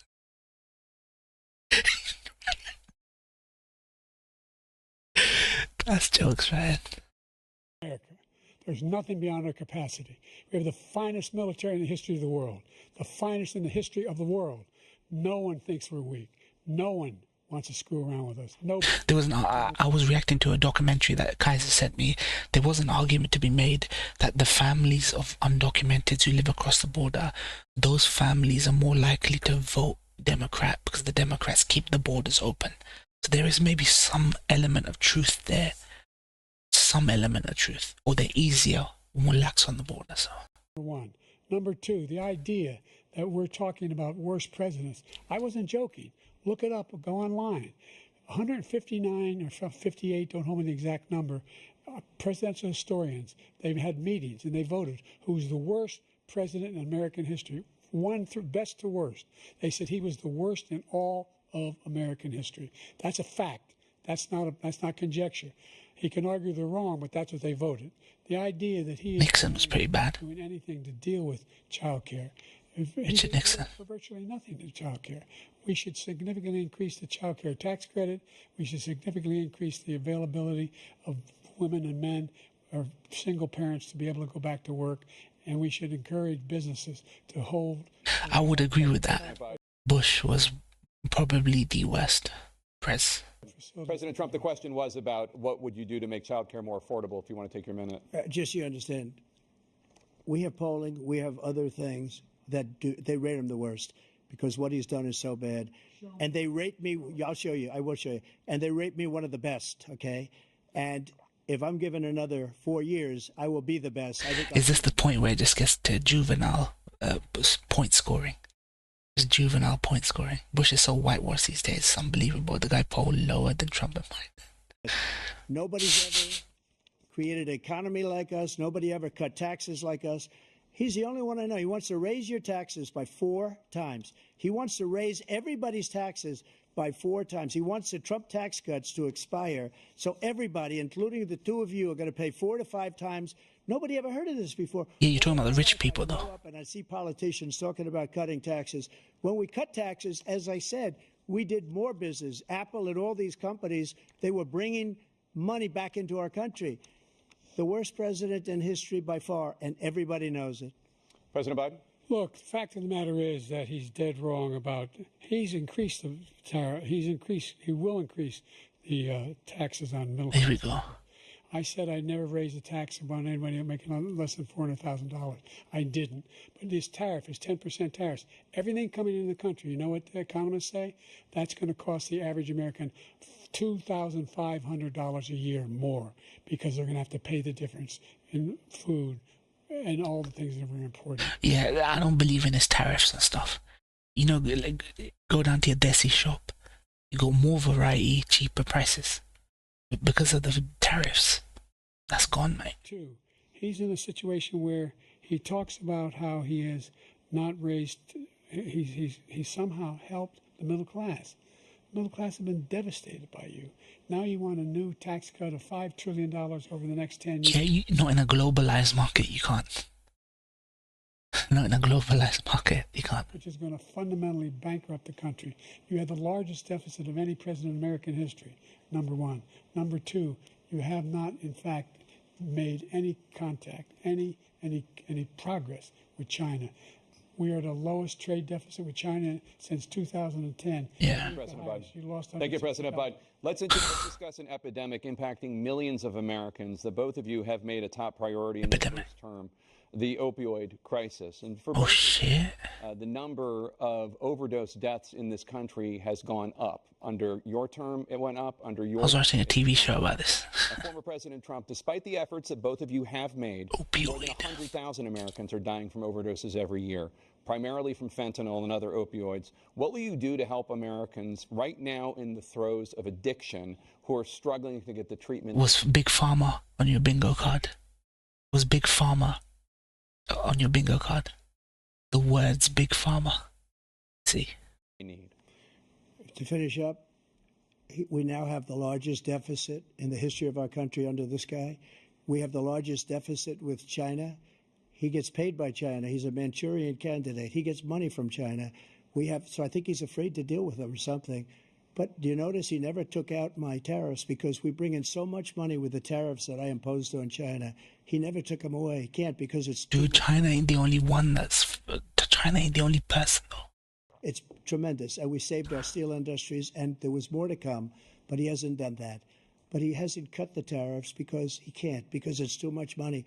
But he's got the largest deficit in the history of our country, and he's got the worst situation with China. China's going to own us if you keep allowing them to do what they're doing to us as a country. They are killing us as a country, Joe, and you can't let that happen. You're destroying our country. Call me fear-mongering, man. President Trump, you have 67 seconds left. I can't believe this guy needs a new bag of tricks. Republicans need a new bag of tricks. Either Cold War, hysteria, or fucking commie conspiracy. Commie fear-mongering. What are you going to do to help Americans in the throes of addiction right now who are struggling to get the treatment they need? Jake, we were doing very well at addiction until the COVID came along. We had the 2.5, almost 3 years of like nobody's ever had before, any country, in every way. And then we had to get tough. And it was the drugs pouring across the border it started to increase. We got great equipment. We bought the certain dog that's the most incredible thing that you've ever seen, the way they can spot it. We did a lot, and we were getting very low numbers. Yeah, true. But China proves that shit does not need to be as expensive as it is. China are just on another level. China proves that shit does not need to be as expensive as it is. Very, very low numbers. Then he came along. The numbers, have you seen the numbers now? It's not only the 18 million people that I believe is even low because the gotaways, I don't even talk about gotaways, but the numbers of the amount of drugs that's a different debate. Trafficking in women coming across our border, the worst thing I've ever seen, at numbers that nobody's ever seen under him because the border's so bad. But the number of drugs coming across our border now is the largest we've ever had by far. President Trump, thank you. President Biden? Fentanyl and the byproducts of fentanyl went down for a while. And I wanted to make sure we use the machinery that can detect fentanyl, these big machines that roll over everything that comes across the border. And it costs a lot of money. That was part of this deal we put together, this bipartisan deal. More fentanyl machines, more be able to detect drugs, more numbers of agents, more numbers of all the people at the border. And when we had that deal done, he called his Republican colleagues, said, "Don't do it. It's going to hurt me politically." No, he never argued it's not a good bill. It's a really good bill. We need those machines. Yeah, exactly. We're coming down. It's caused by Big Pharma. In Asia, in terms of 30-day free prescriptions to get people hooked on. working with us to make sure 30-day free trials of prescriptions, get people hooked on painkillers with opioids, and that's it, you're hooked. they don't have the technology to be able to put it together. That's what we have to do. We need those machines. Thank you, President Biden. President Trump, and again, the question is about Americans in the throes of addiction right now, struggling to get the treatment they need. Well, this does pertain to it. He ended Remain in Mexico. He ended catch and release. I made it catch and release in Mexico, not catch and release here. We had so many things that we had done, hard negotiations with Mexico, and I got it all for nothing. It's just like when you have a hostage. We always pay $6 billion for a hostage. Every time we say it's a hostage. Now we have a hostage, a Wall Street Journal reporter, I think a good guy, and he's over there because Putin is laughing at this guy, probably asking for billions of dollars for the reporter. I will have him out very quickly as soon as I take office. Before I take office, I said by literally as soon as I win the election, I will have that reporter out. He should have had him out a long time ago, but Putin's probably asking for billions and billions of dollars because this guy pays it every time.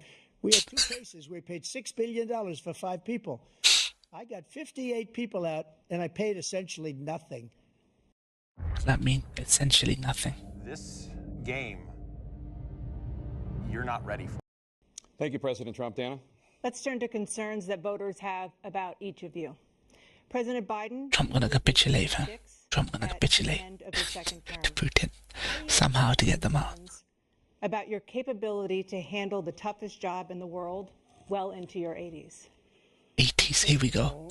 Here we go. I spent half my career being criticized, being the youngest person in politics. I was the second youngest person ever elected to the United States Senate, and now I'm the oldest.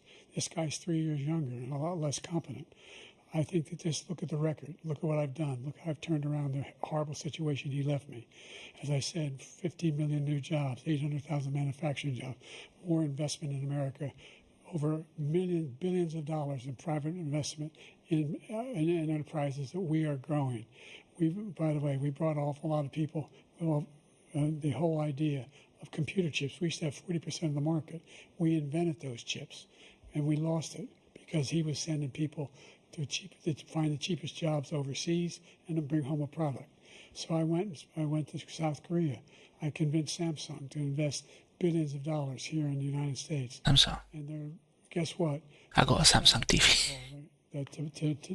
To build these chips, those fabs pay over $100. Samsung make good TVs, I tell you that. Degree for them, and there's billions. About $40 billion already being invested and being built right now in the United States, creating significant jobs for Americans from all over the world. Jobs. 40 seconds left. Jobs, mate. It's fucking jobs, mate. The idea that somehow we are this failing country. I never heard a president talk like this before. We're the envy of the world. Name me a single major country president who wouldn't trade places with the United States of America for all our problems and all our opportunities. We're the most progressive country in the world in getting things done. We're the strongest country in the world. We're a country in the world who keeps our word, and everybody trusts us, all of our allies, and those who he coddles up. Everybody trusts us, all our allies. Dude, they don't trust you. You bully them into feigning trust. Up to from Kim Jong-un, he sends love letters to, and Putin, etc. Did you just say Kim Jong-un? He sends love letters to. And those who he cuddles up to, from Kim Jong-un, he sends love letters to, and Putin, etc. Dude, I'm not like, I would love to cuddle up to Kim Jong-un. I would love to cuddle up, just get a hug from Kim Jong. I would love that. They don't want to screw around with us. Thank you. Former President Trump, to follow up, you would be 82 at the end of your second term. What do you say to voters who have concerns about your capabilities to serve Well, I took 2 tests, cognitive tests. I aced them, both of them, as you know. We made it public. He took none. I'd like to see him take one, just one, a real easy one. Like go through the first 5 questions. He couldn't do it. But I took 2 cognitive tests. I took physical exams every year. And, you know, we knock on wood, wherever we may have wood, that I'm in very good health. I just won 2 club championships, not even senior, 2 regular club championships. To do that, you have to be quite smart, and you have to be able to hit the ball a long way. And I do it. He doesn't do it. He can't hit a ball 50 yards. He challenged me to a golf match. He can't hit a ball 50 yards. I think I'm in very good shape. Nobody wants to hear this. In good a shape as I was 25, 30 years ago. Actually, Nobody wants to hear a this. bit lighter, but I'm in as good a shape as I was years ago. I feel very good. I feel the same. But I was willing to take a cognitive test. And you know what? If I didn't do well, I aced them. Dr. Ronnie Jackson, who's a great guy when he was White House doctor. And then I took another one, a similar one. And one of them said they've never seen anybody ace him. Thank you. President Biden? You can see he is 6'5" and only 223 pounds, or 235 pounds. Well, you said 6'4", 200. Well, anyway, that's what anyway, just take a look at what he says he is, and take a look at what he is. Look, I'd be happy to have a driving contest with him. I got my handicap, which when I was vice president, down to a 6. Are you really talking about golf? I told you before, I'm happy to play golf if you carry your own bag. Think you can do it? That's the biggest lie. He's a 6 handicap of all. I was at 8 handicap. This conversation just proves these people live in a different world. I mean, they literally live in a different world than all of us. But it's just a world we will never know. It's a world the working class will never know. 8. But I have, you know how many... I've seen you swing. I know you swing. Let's not act like children. President Trump, we're going to 21 turn Let's not act like children. You are to a a child. specific concern that voters have about you. Will you pledge tonight that once all legal challenges have been exhausted, that you will accept the results of this election, regardless of who wins, and you will say right now that political violence in any form is unacceptable? Well, I shouldn't have to say that, but of course I believe that. It's totally unacceptable. And if you would see my statements that I made on Twitter at the time, and also my statement that I made in the Rose Garden, you would say it's one of the strongest statements you've ever seen. In addition to the speech I made in front of, I believe, the largest crowd I've ever spoken to, and I will tell you, nobody ever talks about that. They talk about a relatively small number of people that went to the Capitol, and in many cases were ushered in by the police. And I saw the pictures. I saw the fucking pictures. Responsibility, not mine. She said that loud and clear. But the answer is, if the election is fair, free, and I want that more than anybody. And I'll tell you something. I wish he was a great president, because I wouldn't be here right now. I'd be at one of my many places enjoying myself. I wouldn't be under indictment because I wouldn't have been his political opponent, because he indicted me because I was his opponent. I wish he was a great president. I would rather have that. I wouldn't be here. I don't mind being here. But the only reason I'm here is he's so bad as a president that I'm going to make him. There is a truth in this. There is truth in this. Trump wouldn't be here if it wasn't for Biden. Merely fucking existing as he exists now. America great again. We're going to make America great again. We're a failing nation right now. We're a seriously failing nation. And we're a failing nation because of him. His policies are so bad. His military policies are insane. They're insane. These are wars that will never end with him. He will drive us into World War III, and we're closer to World War III than anybody can imagine. We are very, very close to World War III. Even though I criticize the guy for fear-mongering, he is correct. He is correct. With Russia and Ukraine going on, with the Iran drone stuff, you know, I'm not saying Iran's a threat. Iran's got every right to defend itself politically. But agitation, Trump's definitely right. And he's driving us there. And Kim Jong-un and President Xi of China, Kim Jong-un of North Korea, all of these, Putin, they don't respect him. They don't fear him. They have nothing going with this gentleman, and he's going to drive us into World War III. You want a World War III, let him follow and win, and let Putin say, do what you want, NATO. Just do what you want. There's a thing called Article 5. An attack on one is an attack on all, and required response. The idea, I can't think of a single major leader in the world who wouldn't trade places with the job I've done and what they've done. Because we are a powerful nation. We have wonderful people. It's because of the people, not me. It's because of the American people. They're capable of anything, and they step up when they're needed. And right now, we're needed. We're needed to protect the world because our own safety is at stake. And again, you want to have a war, just let Putin go ahead and take Kyiv, make sure they move on, see what happens in Poland, Hungary, and other places along the border. Putin is not a fucking idiot. He does not want Poland. Putin knows what would happen if he moved on Poland.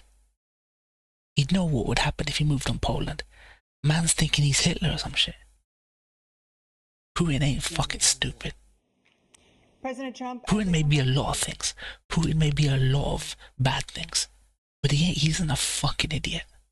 For a follow-up, the question was, will you accept the results of this election, regardless of who wins? Just to finish what he said, if I might. Bruh. AI-generated images. It's so fucking obnoxious. Russia. They took a lot of land from Bush. They took a lot of land from Obama and Biden. They took no land, nothing from Trump, nothing. He knew not to do it. He's not going to play games with me. He knew that. I got along with him very well, but he knew not to play games. He took nothing from me. But now he's going to take the whole thing from this man right here. That's a war that should have never started. It would have never started ever with me. And he's going to take Ukraine. And, you know, you asked me a question before, would you do this? He's got us in such a bad position right now with Ukraine and Russia, because Ukraine's not winning that war. He said, I will never settle until such time. They're running out of people. They're running out of soldiers. They've lost so many people. It's so sad.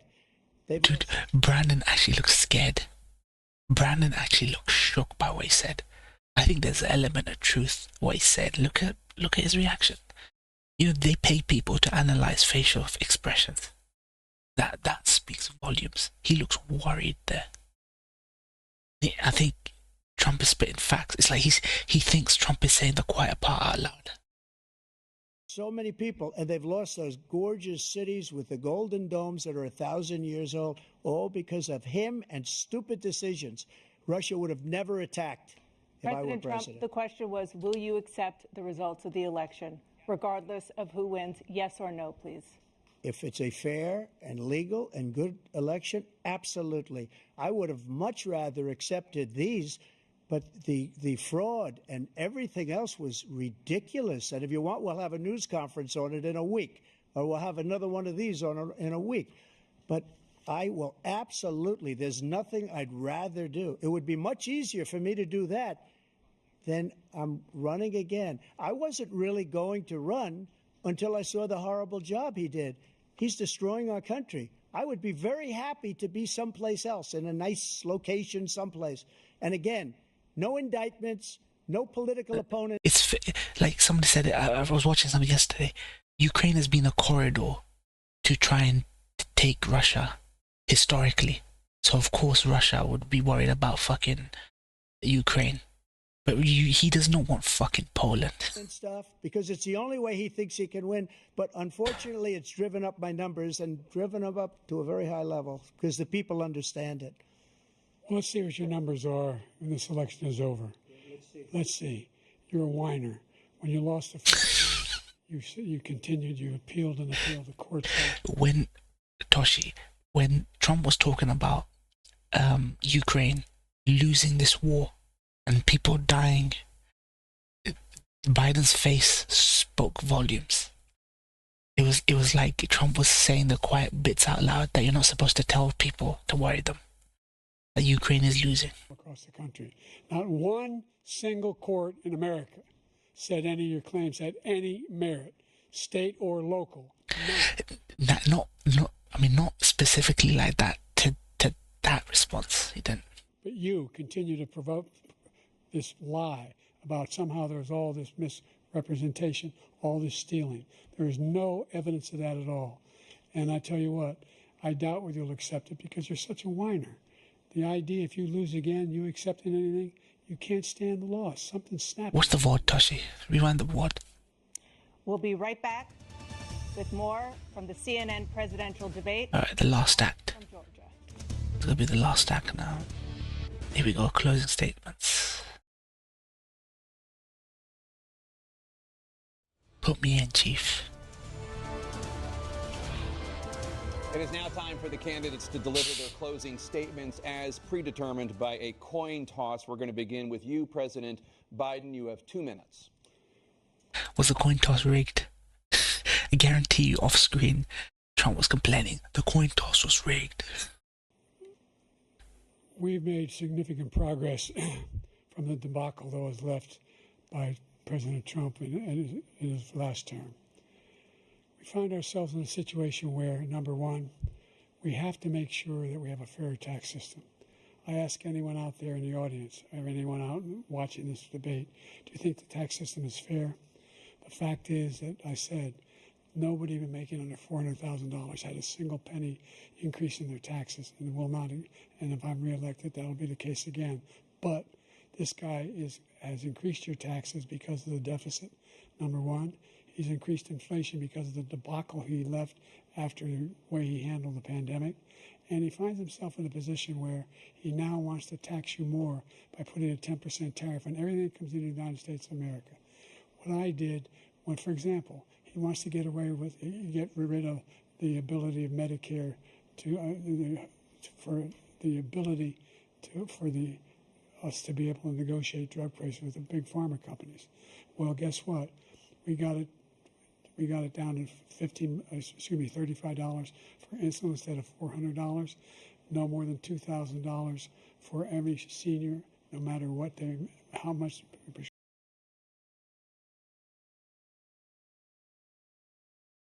I don't like Biden. This is too much. This is elder abuse. Just let this nigga rest. Just let this nigga rest. Let him take his fucking vacation.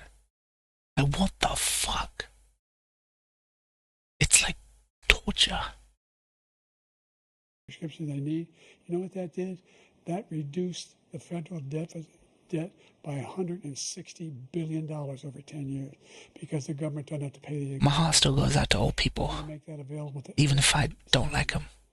All along, it's happening now, and everybody in America. He wants to get rid of that. I'm going to make sure that we have child care. We're going to significantly increase the credits people have for child care. I'm going to make sure we do something about what we're doing on lead pipes and all the things that are causing health problems for people across the country. We're going to continue to fight to bring down inflation and give people a. Like, does anyone believe this guy runs the country? Like, I know you can say that about every press, but at least Obama, I felt like Obama felt a lot more in the weeds and involved in what was going on. At least when Obama was in power, it felt like he was invested in some of the stuffs he did. You know? Like that he went out his way to sign like executive orders and all that stuff. He's like a glove puppet. He's like an elderly glove puppet.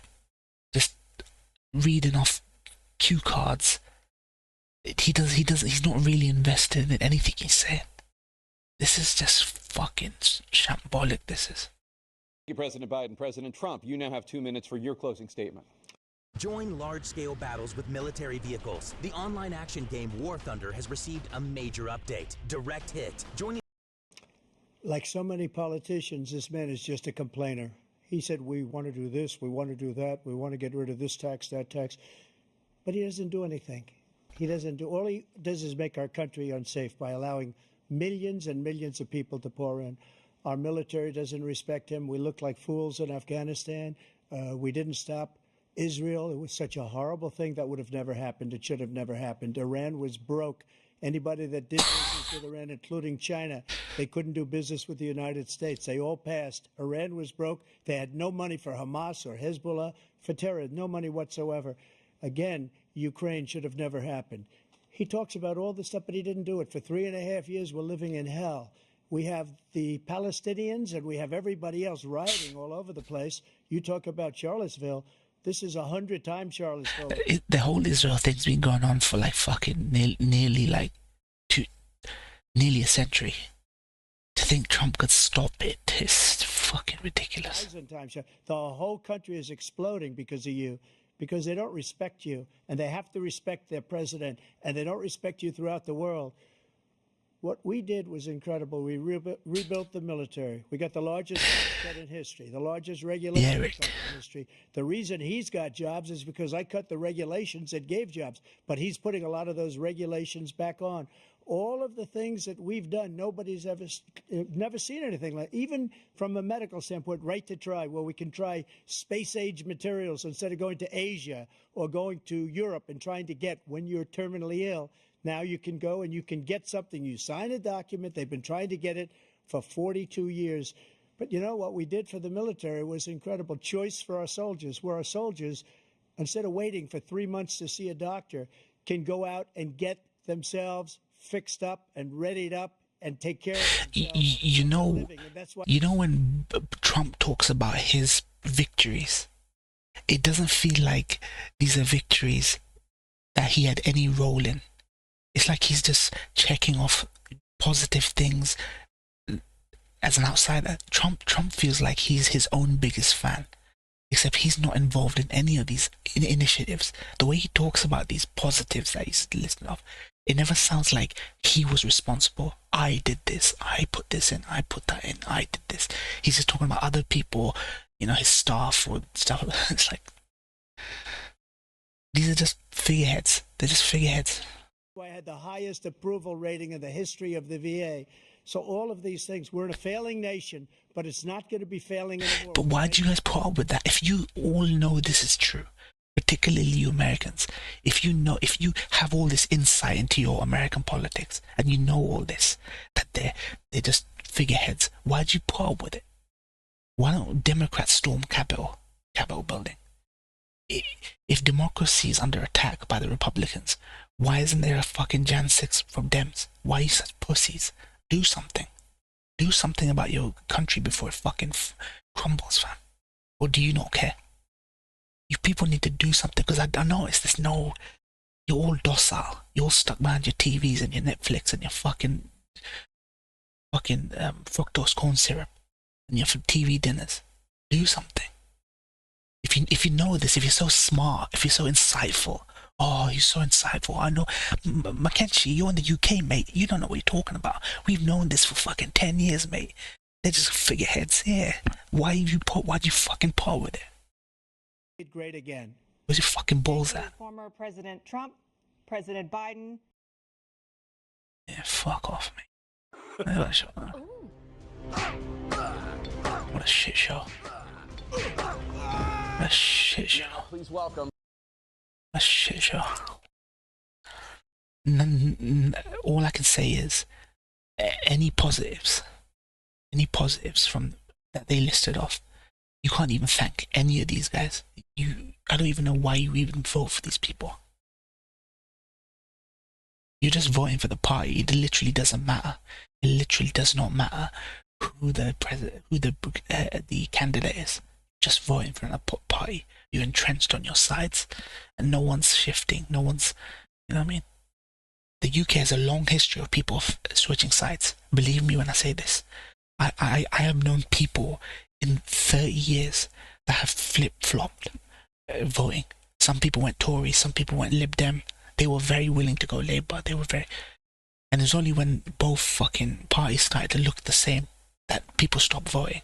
So believe me when I say we're smarter voters than people give us credit for. When I have hope for America after watching this, goddamn Palestinians are gonna take over the White House. Inshallah, man. Inshallah. Inshallah. Most people are doing it in the last 2 weeks or something. America loves to tell people that they actually know shit about their politics. To do something about it. Don't be this nigga who complains on Twitter. I work 2 jobs, come home really tired. I just need my beer, my TV dinner, my sports, and my video games. I ain't got time to bother about that stuff. And then when election time comes around, you're sitting there feigning insight. Yeah, you know the inside track. Like, you know exactly what's going on and do something about it, fam. Stop complaining. You can't have it both. You can't have both ways. You can't be completely, you know, divorced of politics and then complain about everything at the same time. Fuck it. Dude, that was... It goes from funny to tragic. That's what always happens with these debates. It went from funny to tragic. You guys need to have the balls to do what needs to be done. For some of you guys, that will mean something different. I think Ryan knows what I'm talking about. He's into, you know, revolution and shit. Do what needs to be done. Do what needs to be done. Do what needs to be done. Toshi, Rick, Ryan, Kaiser, Zess, Lurkers, thank you, man. Viva la Revolution, yeah. Do what needs to be done. Do what needs to be done. What's that thing that the Republicans love? From my cold dead fingers. My cold dead fingers. No, I've watched all the George Galloway. Really good interview. Surprisingly good interview. Piers Morgan and Galloway interview was surprisingly like devoid of theatrics. It was actually a productive, constructive interview. Really good interview. I want to thank Ryan for reminding me there was an interview with Galloway. I don't know, for Toshi. I'm gonna take a hiatus from SMT and do tomorrow. I need to go eat, drink. Yeah, thank you guys for sticking around. It was dope. It was dope.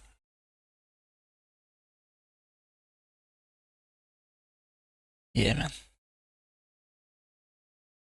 Yeah, I'll see those protests in Kenya now. What happened? What happened?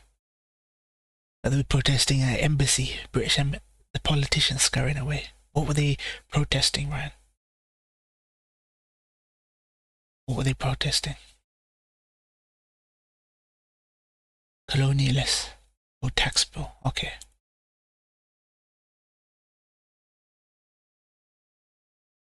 Tax bill, interesting. The colonies, man. Everyone suffers. Everybody suffers. When we're hurting, everyone suffers.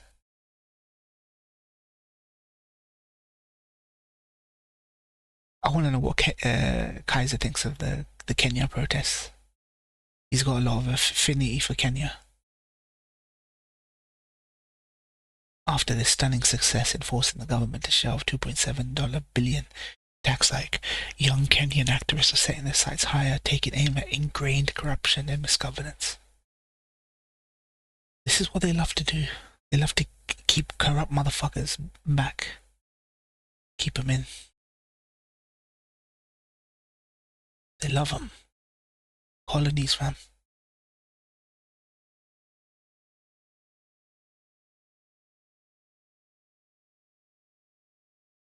Alright.